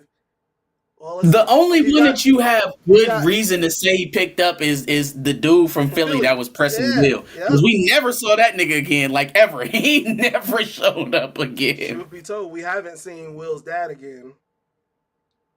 I don't think they did nothing to Lou. Lou said he wasn't coming around no more, and Will don't want him there, so it's, I'll tell you why I think that in just a second, once I make this joke. Well, once I make a joke here in a few minutes. Doc gives Will his jersey in front of everybody, which I thought was weird because is nobody else getting their jersey before the start of this first game in the same fashion? I don't know. I thought that was weird that he just... Maybe he didn't dress. Maybe he doesn't dress for the games. I figured it had to be something like that if he's just bringing people onto the team mid-season. Sure. So, you practice with the team until you get a spot to actually play in the rotation, at which point you probably get your jersey. Right. Kind of like the black stripe. Yeah. Well, whatever the fuck that is. You know what it is. That's why you said it like that. I don't know what that is. Shout out to the Buckeyes. It sounds like some loser shit. It's definitely not. But anyway, Tony Robinson said Jeffrey got more straps than T.I. That's funny. And Marcus has more big words than T.I. too. It's a fact. Okay. Moving on. A guy asked why Will picked his jersey, number 14, and he says that he was born on the 14th at 4:14 p.m. and that he's been balling ever since. Corny. Corny as fuck. That was corny. My son was born on November 11th at 11:18, but I feel like tweaking the story just a little bit and telling him he was born at 11:11 so that he can pick 11 because that was my number in high school as well. That would be hard. Keep the legacy going. I gotta put some stank on it though. Like I gotta be like, boy, you was born on 11/11 at 11/11, and my number was 11. You gotta get 11. Until his mom walks in and says it was 11:18 actually. Coco Jones is in bed reading texts from Jazz and the influencers from the house barge in to clean her room and pick her clothes.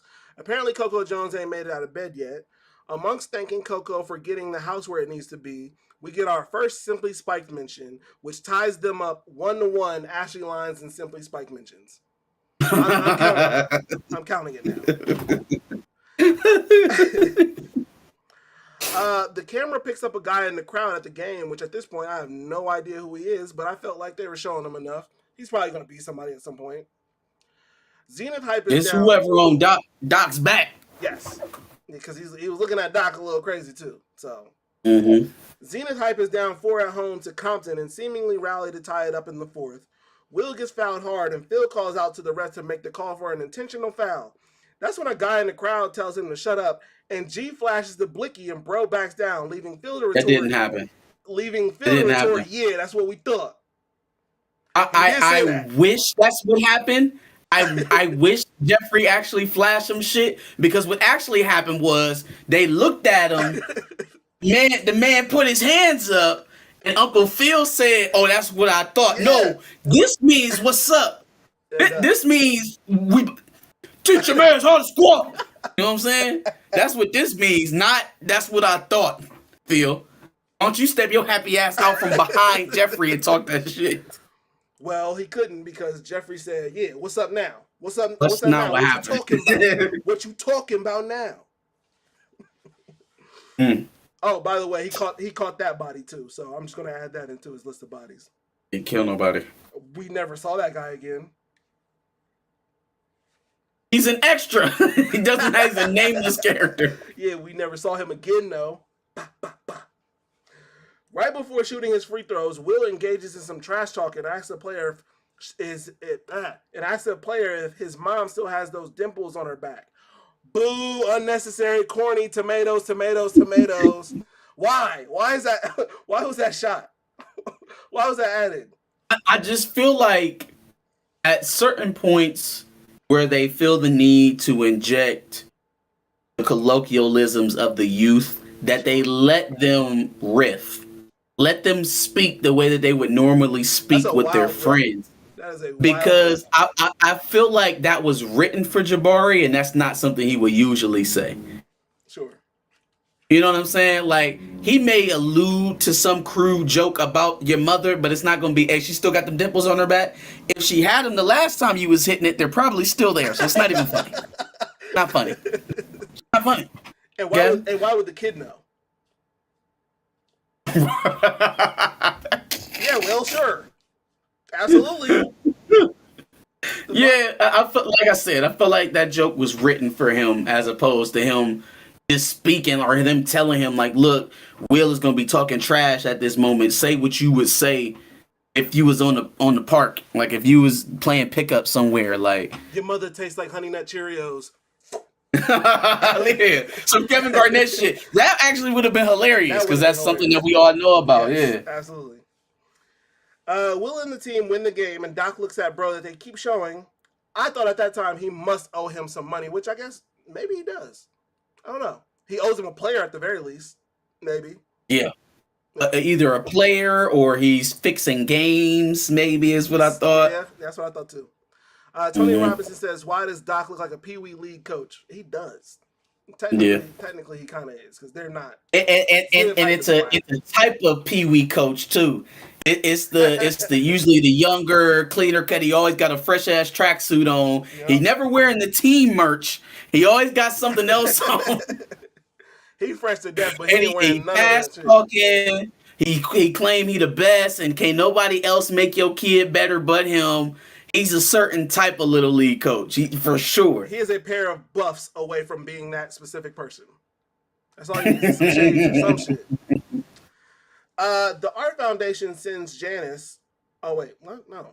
The Art Foundation doesn't send Janice, a black woman, to handle. Oh, all right. Scratch all that. The Art Foundation sends Janice, a black woman, to handle the minute details of art shows and whatnot. But when they mean business, i.e., you talking big and bad on. You caught that too. You caught that too. I was like, okay, so y'all done had Miss Janice over here overseeing Vivian this whole time.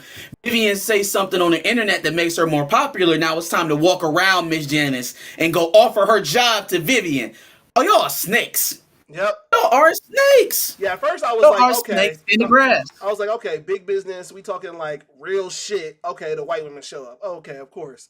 But then they offer her the job, and then I'm like, damn, y'all gotta pit the two black women against each other? For real? That's nuts that y'all sitting in here offering me this job. Like, that's crazy. Crazy as fuck.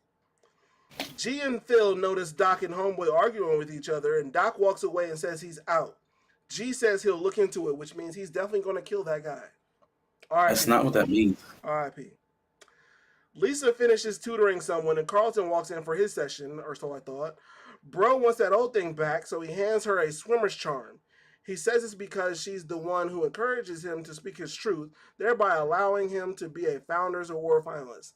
He then kisses her on the cheek and dips out.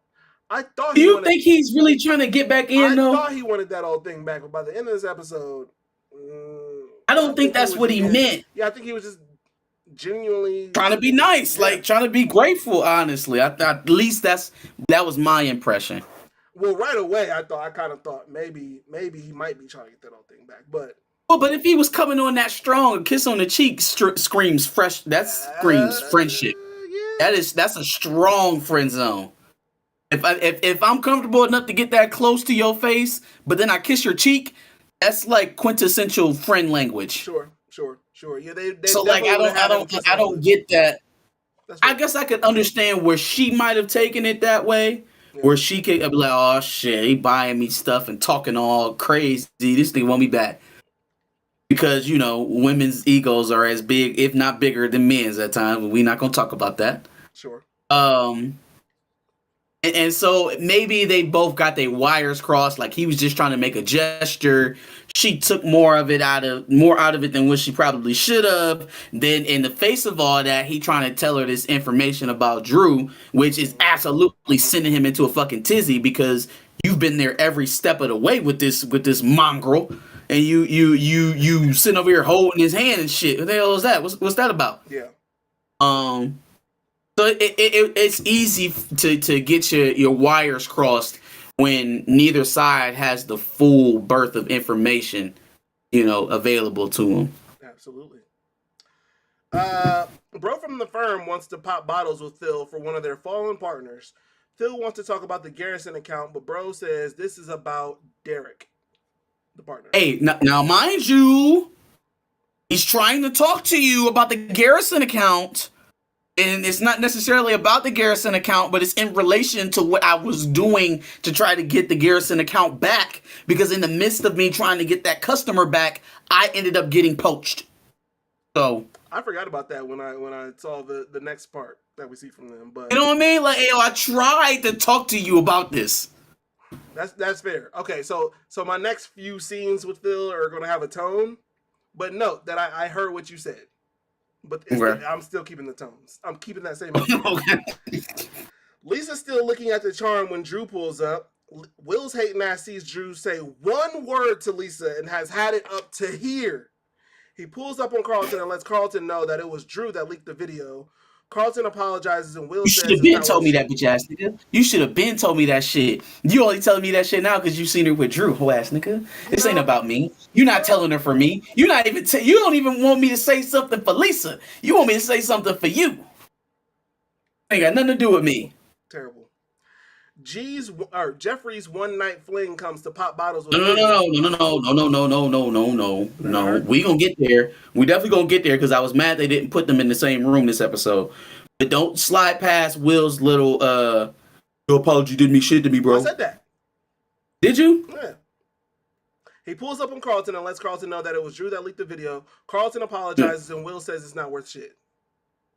Okay. Yeah. Well, yes. Which Stay there for 2 seconds. Damn, what reason do you have to still be mad? If he's apologizing for accusing you for sending the video, why are you still mad? Yeah. I don't know why he's been mad this whole time, but, you know, whatever. Like, why are you mad at Carlton? What did Carlton do to you? All right. Jeffrey's one night fling comes to pop bottles with Viv, but Viv isn't exactly celebrating yet because she hasn't accepted the position. Homegirl doesn't see how wild the situation is and convinces her that she should get Janice the fuck up out of here. Afterwards, Homegirl seems to want to also get Erica the fuck up out of here, old school style. She wants to, and I quote, track that bitch down, key her car, slash her tires, drag her out that joint by her weave, jump her, throw her in the trunk, and drive the whip over the Hollywood sign. I don't feel like none of that was said. I don't feel like legitimately 3 of those things were said, but then I took it. Okay. I took it left.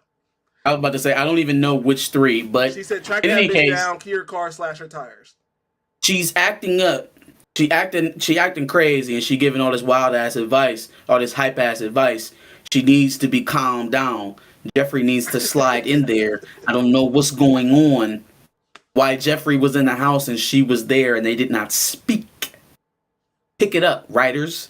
Give my boy Jeffrey a stepmother for homeboy to come back to. Wild. You know what I'm saying? Ashley is in robotics class and she has to work on a project with Olivia, the same young Karen who got Tatiana Ali fired, I think. I think they That's the same girl. Yeah, Yep, okay. same girl. Coco Jones pulls up on LaMarcus Alton at his crib. It's over. It's fucking over. It's over. She claims that she's there for business, but it's fucking over. So the only hope I got is that this sets up a very good underdog arc, right? She goes back to her very rich, wealthy ex that woos her. And then right before he proposes, or maybe even at the wedding, Jazz pops in at the last minute and confesses his love for her. And she knows she want to be there anyways the whole time. That's the only hope we got at this point, bro. Because if that's not what's about to happen, she's a goner. She's a goner. Absolutely. She's a goner. He put her face on a billboard, fam. It's over. You know what I'm saying? It's done. Over. Vince Carter, it's over. The rap. Vince Carter. Phil gives a speech at James's memorial, smiling in front of all of these people that he about to dip out on. Oh, yeah. Oh, by the way, the Photoshop on the memorial picture was absolutely garbage. Nuts. Hey, yo, young Uncle Phil looks like Lamar Odom.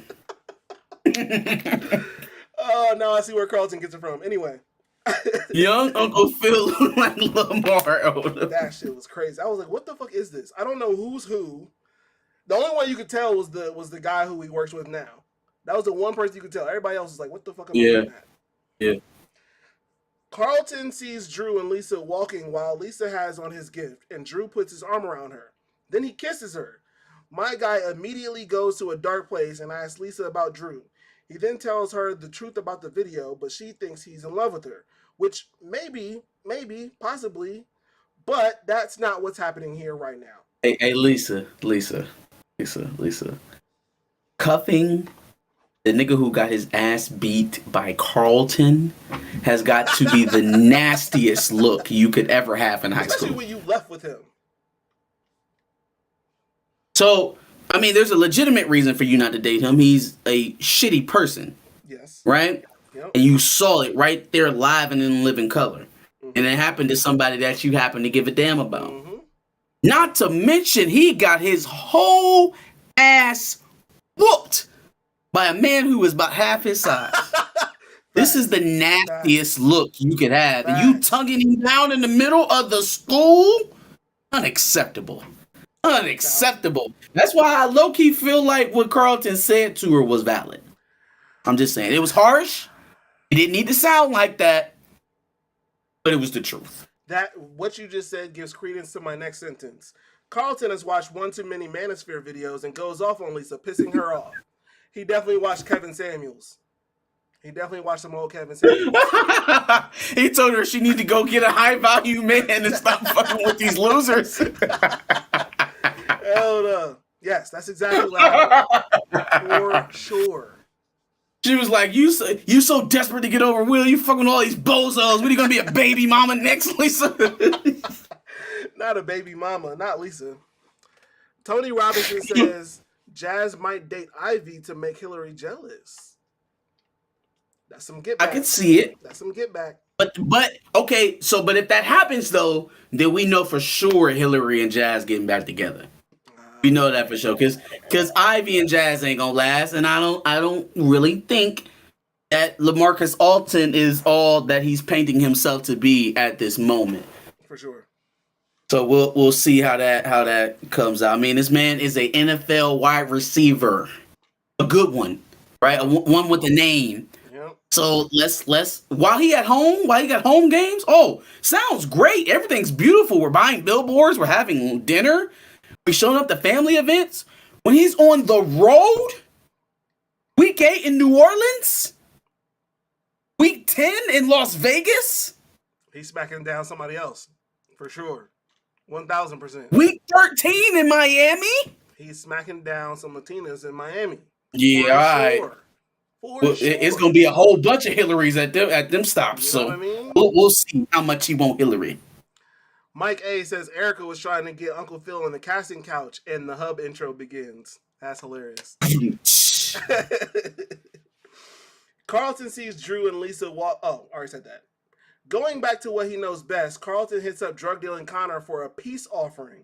Drew looks over for 1 second and already has this scene pegged out. The crazy assumptions that these teenagers make off of literally seeing a person for 1 second as they pass by is nuts.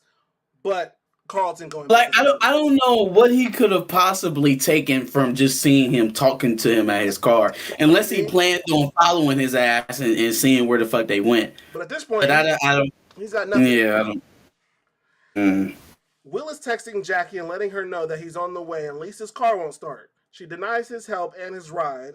Apparently, she was going to the hospital to see her stepmom who's in labor, and then denies him again. After trying the car again, she reluctantly agrees. Does Uber not work? I know you rich. You don't got Uber? Which is the same thing I'm getting ready to ask for another one of these characters later. You know what I'm saying? But we can talk about that in a minute. For sure. Young Karen shows up late to the project with Ashley, and Ashley lets her know about it. She explains her side of what happened with Tatiana Ali, and the two of them become damn near best friends. Because it wasn't really ever no beef. She didn't snitch on Miss Hughes. She was just jealous because Miss Hughes was showing Ashley more attention, which is still a little bit, a little caucasity. There's still probably a little bit of privilege involved in that, but it's not as nearly as sinister as what Ashley was thinking, giving us a nice life lesson about judging people and jumping to conclusions. Yep. Tony Robinson says Will needs to stop with the mixed messages, which we are about to address soon enough. Man, this is, but it's definitely accurate for the age group, boy, for sure. It is definitely accurate for the age group. It's an eye roller because you could probably think back to moments and slip ups of your own, sure, doing stuff like this. But live and learn, I guess. That's a fact. Yeah. Carlton pulls up with drug dealing Connor to the most suburban trap I've ever seen in my life. The plugs. So I'm like, yo, who? This your parents' house? They on vacation because we're this nice ass house and you just smoking it out like. You know what I mean? It looks like the pool house from the original Bel Air. The plugs got all sorts of drugs, and while drug deal and Connor are expected to hit the drive-thru, Carlton decides he wants to sit and eat. I mean, he did. I really wanted it to be Connor pulling Carlton into some bullshit, but clearly Carlton wants to go on a bender, so he's gonna smoke weed, snort coke. I think they offered him to shoot something up. I wouldn't be surprised. I'm pretty sure that. I swear to God, he said you can snort it, smoke it, or shoot it, or something like that. Yeah. And I was like, yeah, I think he did say that. Did we graduate to heroin? Is that where we at now? Yeah, bro. Of course. Yikes. I didn't even know Carlton smoked weed. I didn't know he was that excited by the weed. Yeah, Man, no. they had a dab rig on there. They no wonder why he woke up the way he did. Coke First is of all, the choice.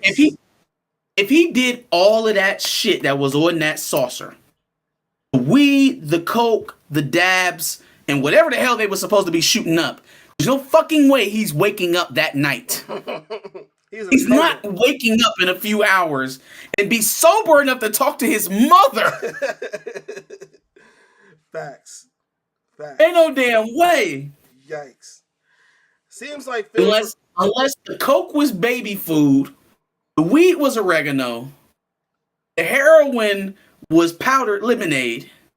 They cutting all the drugs. Every single one of the drugs is cut with some bullshit. My man woke up in 2 hours, Josh, like he had a rough nap. Facts. Facts. He had a better chance of all of it being cut with fentanyl, but whatever. He would have been comatose. Yeah. Took his ass to the hospital. Tony Robinson said Carlton is a zombie, which he absolutely is. Seems like Phil's remaining partner picked up on the same shit that I did because he's got some intel on what Phil has been doing behind his back.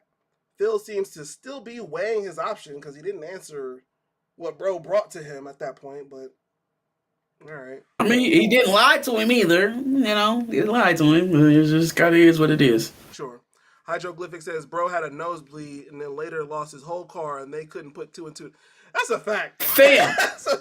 I'm like, hey, yo, y'all some real forgiving parents. Because this nigga just pop up with a random nosebleed running off. And then all of a sudden now, I feel like Phil wanted to go in there and tear that ass up. And Vivian was really running protection for Carlton. Sure. But Phil was like, so you believe this bullshit? Like, for real? Like, you really believe this shit? Oh, Vivian, like, if we accuse him of lying now, Philip, he'll never tell us anything. Just like he ain't telling you that he in his room snorting coke. Yeah. That's such a TV mom thing to do, though. Yeah. Despite all of this weird tension in the air, Will decides to go into the hospital with Lisa. Plus, he was supposed to meet up with Jackie. Not sure why that's happening, but all right, sure. He totally doesn't have to go into the hospital with her. Damn. It was so many opportunities while he's sitting at this hospital for him to be like, hey, yo, I gotta head out. I'm gonna call you or I'll come back up. Anything. I'm not gonna make it. I'm not gonna make it. Or just tell her, straight up, like, I'm not gonna make it. But he's stringing her along and then pretending like he's forgetting. No, you're not forgetting. You are ignoring on purpose. Yeah. Don't fuck around and be like, oh shit, Jackie. No, nigga, you knew Jackie was calling you. Tony Robinson says Uncle Phil wanted to sock Carlton in the chest. Viv pulls up on Erica Baker on some old gangster shit to have her come to Jesus. I thought that was gangster as fuck. Shiny hair. And then we got the backstory to what actually happened with Phil and Erica. So Erica, you her LS? That's your soror? We will get to it, sir. That is crazy though. That's foul. Shiny hair Fred didn't get the car fixed, and so Lisa is a bit upset, but bro has other priorities at the moment. Will gets Lisa some chips, and bro just can't tell Jackie for whatever reason he's not about to make it. LaMarcus Alton is surprising Hillary with gifts and shit already. She is gone, bruh. He got her a billboard on Sunset with a huge picture of her face on it. Bro puts it all on the line and says he wants that old thing back, and she doesn't really give him an answer right then and there. I was like, okay. What? She didn't. And more hope for Jazz. She did not acknowledge the fact that they're no longer together. They was very clearly broken up in the last episode. And, he brings it up right here and there. It's like, hey, yo, I know you got a man, but but I hope he keeping his shit together because I want you back. And she doesn't say anything. Yeah. She doesn't go, oh, well, that's not going to be an issue anymore, But or it's not going to be as hard as you think. Huh? She also doesn't dead it though. She doesn't. So she leaving it open. Sure. But I feel like if the door was all the way closed on Jazz, she probably would have said something. She would have just said she left the door open for everybody in this case. Oh yeah, she choosing. Yeah. Sure. Absolutely. Yeah. Phil walks in and lets his partner know that he ain't taking the position with Erica's firm, which is awkward because his lady is in her office right now. Viv asks Erica why she ain't come to her grown woman to grown woman. Apparently, Phil was giving her back shots while on break with Viv, even though they were both line sisters. Crossing the line on your line sister, where they do that at? Hey, yo. I mean, I've seen it. In worse circumstances than that. But it ain't pretty at all, man. It's nasty, actually. It is pretty gross. Carlton is snorting, smoking, toting, drinking, all while Kid Cudi is playing. Deadly combination. Bro wakes up and doesn't know what is happening. He looks for drug dealing Connor and Bro is gone along with everybody else. That's when he walks outside and the Kia boys then got his car, a.k.a. Despite this war in me, me. I forgot all about that song. Shout out to Man on the Moon 3. For sure. Hear me now, hey, this time I'm ready for it. You gonna knock out some hums while you're at it? And the story goes, hey, and the story goes, despite this war in me. That hum was weak as fuck. Anyway, Viv asks what happened and Carlton... Viv asks what happened and Carlton lets her know that he and drug dealing Connor were hanging out after school, and since Connor had a fake ID, he grabs some beers and claims he only had half a beer. Carlton is an awful fucking liar, and it looks like Viv kind of doesn't believe it. Carlton, so we're going to find out in a minute that you have been walking for a very, or riding the bus or whatever, for a very fucking long time before your mom showed up. You had ample time before you even called her to figure out what the fuck you was going to say. And the best you could come up with was, Connor has a fake ID, which your mom is most likely going to verify. And if it get back to Connor, you know he gonna snitch on you. So that's number one. And then number two, oh, I only had one half of a beer. I swear. Carlton? All this stink that you putting on this, I swear. You know? Half a beer. Like. And you know what? I would have never thought about this when I was a kid, when I was 16, 17 years old. But it makes so much sense to me now. How the fuck do you think you gonna lie to somebody who been drinking for 20, 30 years? About how much it take to get drunk? Nigga, I know what it was like to drink at 16. I know what it was like to drink at 18. I know what it was like to drink at 21, 31, and 41. For sure. Okay? You're not about to convince me that you got blackout drunk from half a beer. Did they put Rufalin in it? Are you telling me somebody tried to date rape you? Did they put crack in the beer? It was some drugs in there, all right. There's some drugs in the system somehow. That boy swore up and down it was just half a beer and then tried to blame it on his meds. So he think he double slick. So he think not only is he going to get out of losing his fucking car, but now he's going to get off the meds in one fell swoop because it was just beer mixing with the meds, and that's what really messed me up. Nah, fam.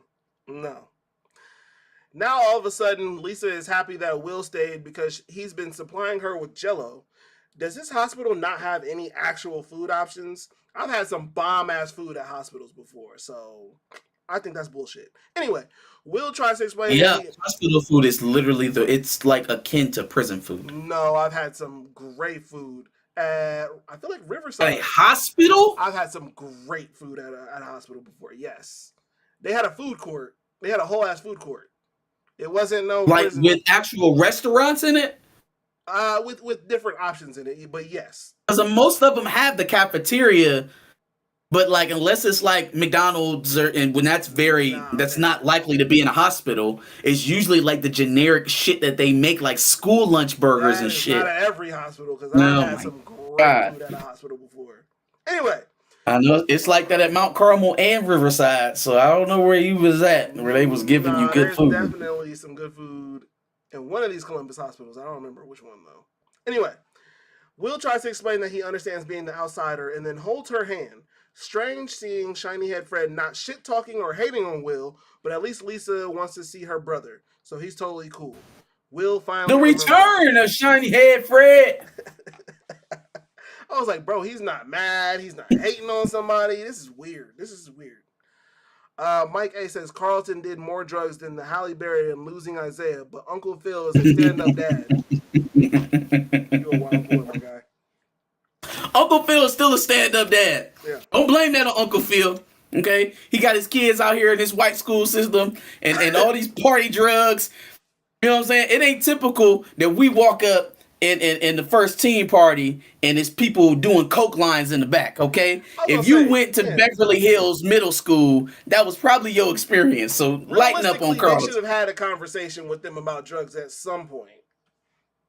I think so, but I think they were so focused on his anxiety, they're not thinking of normal dangers for any old normal teenager, which would usually be drugs and alcohol. They thinking about his mental state instead of just thinking about him being a kid.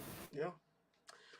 G is making tea for Carlton, and it gives me vibes of the scenes from Get Out where she makes homeboy tea. I thought that was weird as fuck. I was like, what is happening? Why is he looking at him? I was like, yo, G. I don't know why, but why do I get the urge that you about to smack the shit out of Carlton for lying or something? Why are you looking at him like that, staring him down and everything? Like, he about to get this nigga a whooping or something. Why is he stalking him like that? That was crazy. Yeah. But he was definitely sweating him out for sure. Yep. Phil immediately believes the story Carlton told is bullshit, and Viv is at the very least happy that he called her. G is watching bro all crazy, and Viv convinces Phil to not call Carlton a liar, but he's still skeptical for good reason. Also, Jeffrey has some news on Doc. We pretty much already talked about all that stuff. Yeah, we know. Will thinks that after all this shit, he can just pull up on Jackie. Nah, fam, she went home. She home? What you mean? Where's Jackie at? Don't you see this bitch closed? He's at home. Brian walks in and bro says he's there to get his shit. He then tells Will that Doc is not who he thinks he is. Turns out Doc isn't only pimping out his niece, but also players on the team. Carlton goes sending him right to the colleges that pay him. Man, oh man, oh man. Wild shit. So he just all around a crook. So he was taking most of the money from the players in perpetuity, and then he gets to control where they go to college, and then the colleges pay him. He is playing puppeteer with these kids. He is controlling everything. I felt like they was low key trying to make us feel sorry for him when we seen him getting yelled at, or when we seen the dude looking from the stands. I don't feel sorry for you. No. You the richest man in the room. You are winning. You winning out of everybody. Not judging on where he lives, though. Just saying. Well, you got to keep up appearances, right? I guess so. Carlton goes to email drug dealing Connor, and G walks in with some good news. The car has been found. It was out of gas and had sand on the seats. G doesn't believe Carlton's explanation because the car was far away from where Viv picked him up. 10 miles away. Oh, Carlton, you's a fucking lie. You just a lie. Everybody knows it, and it's gonna come out. How the fuck you make it 10 miles? And here's an even more interesting point. Carlton would have either needed to take an Uber or a bus ride from that house that he was stuck at to wherever his mama picked him up at. Yep. Why the fuck you ain't just go home? Why? Didn't you just go home? You know what, though? He couldn't do an Uber because he didn't have his phone. So at least there's that. But he still could have... Well, I think he gave him his phone and his wallet, maybe? No, he did. He gave him his phone and his wallet because he immediately checks his phone after G was talking all that. Your lies are going to come out. You know that, right? Blood. But then how did he contact his mom? Well, I guess he could have used somebody's phone. some restaurants. It looked like he was in the middle of fucking nowhere. I don't know. I don't know. Weird. Yeah, there's a lot left up to interpretation here. Sure. Will comes in to talk to Uncle Phil about Doc and Zenith Hype. Doc has been taking bribes to steer players to colleges and agents, and lo and behold, Phil knows everything because G is a hitman / interrogator of sorts. You see what happens when you go out on your own, little nigga? You see what happens when you try to take control of your own life? Come on back under Uncle Philly. Yeah. Come back under my wing, son. I told you. See, that's why I let you go. I knew it was going to happen. Yeah. I knew it was going to happen. I was just going to let you walk out there like a sad little lost little bird. And I knew you fly back to me. I knew you fly back. Come back, little bird. Come back. That's nuts. That's exactly how that shit happened. Sure. Oh, you mean him rigging games and sending players to college? Yeah, no, you don't say. That's how he did it. Oh, man. Sit down, Will. Let's talk about it. Yeah. I've already got the jump. A little weird for episode 8 to be at this point. I don't know. I just feel like this wasn't like a big splash. Both of these seasons, Snowfall and Bel Air, feel like they have gone super fast. I understand why Bel Air feels that way because it's the last season, obviously. Snowfall feels that way. Yeah. But Bel Air, I feel like we have gotten through this season extremely fast. Yeah, and I also feel like some of the moments just aren't as memorable as the first season, though. Well, so we got 2 episodes left, and so knowing that we haven't had too many explosive moments this season, I think we're in for some here in the last couple of episodes. What that means, I don't know. They'll probably have to do something to level up from last year's cliffhanger. For sure. That they left this one. I think this one is going to have a little bit more to do with the family's relationship as opposed to Will's. I don't know if we'll get any answers on the Jackie, Lisa, Will love triangle, but in terms of Uncle Phil and Vivian navigating their new career paths and their own relationship and what that means, you'll have Carlton and his drug addiction. You got Hillary and her relationship with Jazz. You got. Do you think Ashley's new friend is her new friend or her new girlfriend? It won't matter because we won't see either one of them for the next 2 episodes. I was actually kind of happy that they gave her a friend because let's give her more reasons to speak. She had friends in season 1, and they haven't. But they got rid of them. They got rid of them. She got a new friend that we didn't spend all season looking at. So maybe she's going to play a bigger role. Nah, maybe not. I don't know. But Doc and Jackie and all them, obviously. Yeah, all of that. Yeah. So, and is Jeffrey ever going to get back with his boo thing again, man? Like. She finally show up in episode. She don't even talk to my nigga Jeffrey. Or mention him. She didn't go. Or mention it. Yeah, didn't even bring him up. Jeffrey? No, she's too busy trying to slash tires. She did. Yeah, trying to be toxic. Yeah. Any other thoughts on Bel Air season 2, episode 8? Man, I think that's about it for me. What they got in the comments? No, I think that's about it. We cleared all the comments. 15 people still watching. Appreciate all of you. We had up to 28. This is a real live. Very interesting. That's all I had to say. I appreciate all y'all. Sure. And the donos and all that good stuff. So appreciate all y'all. Make sure that y'all are ready for next week's finale stream. Yep. Man. We're gonna send them home. So we do have some. We'll probably have some special announcements coming up here for you soon. Try to maybe hop on with some other people, review the finale for Snowfall. Other than that, for Tubi Tuesdays coming soon. Okay, I don't know if that's actually going to happen, but if it does, Josh will be spearheading it, so he'll be bringing it to you, and I hope you all survive. Damn. Fuck my content. I hope you all survive through that bullshit. No. It's not your content. I'm kidding. To review it, they will have to watch it to a certain degree, and I don't want to poison their retinas with that type of stuff. But we just watching black movies. You know what I'm saying? Showing black people love. Don't describe Tubi movies as black movies. Just call them Tubi movies. Black independent filmmakers. Yeah, sure. You a hater. You a hater. All right. And on that note, I believe we are out. Peace, y'all.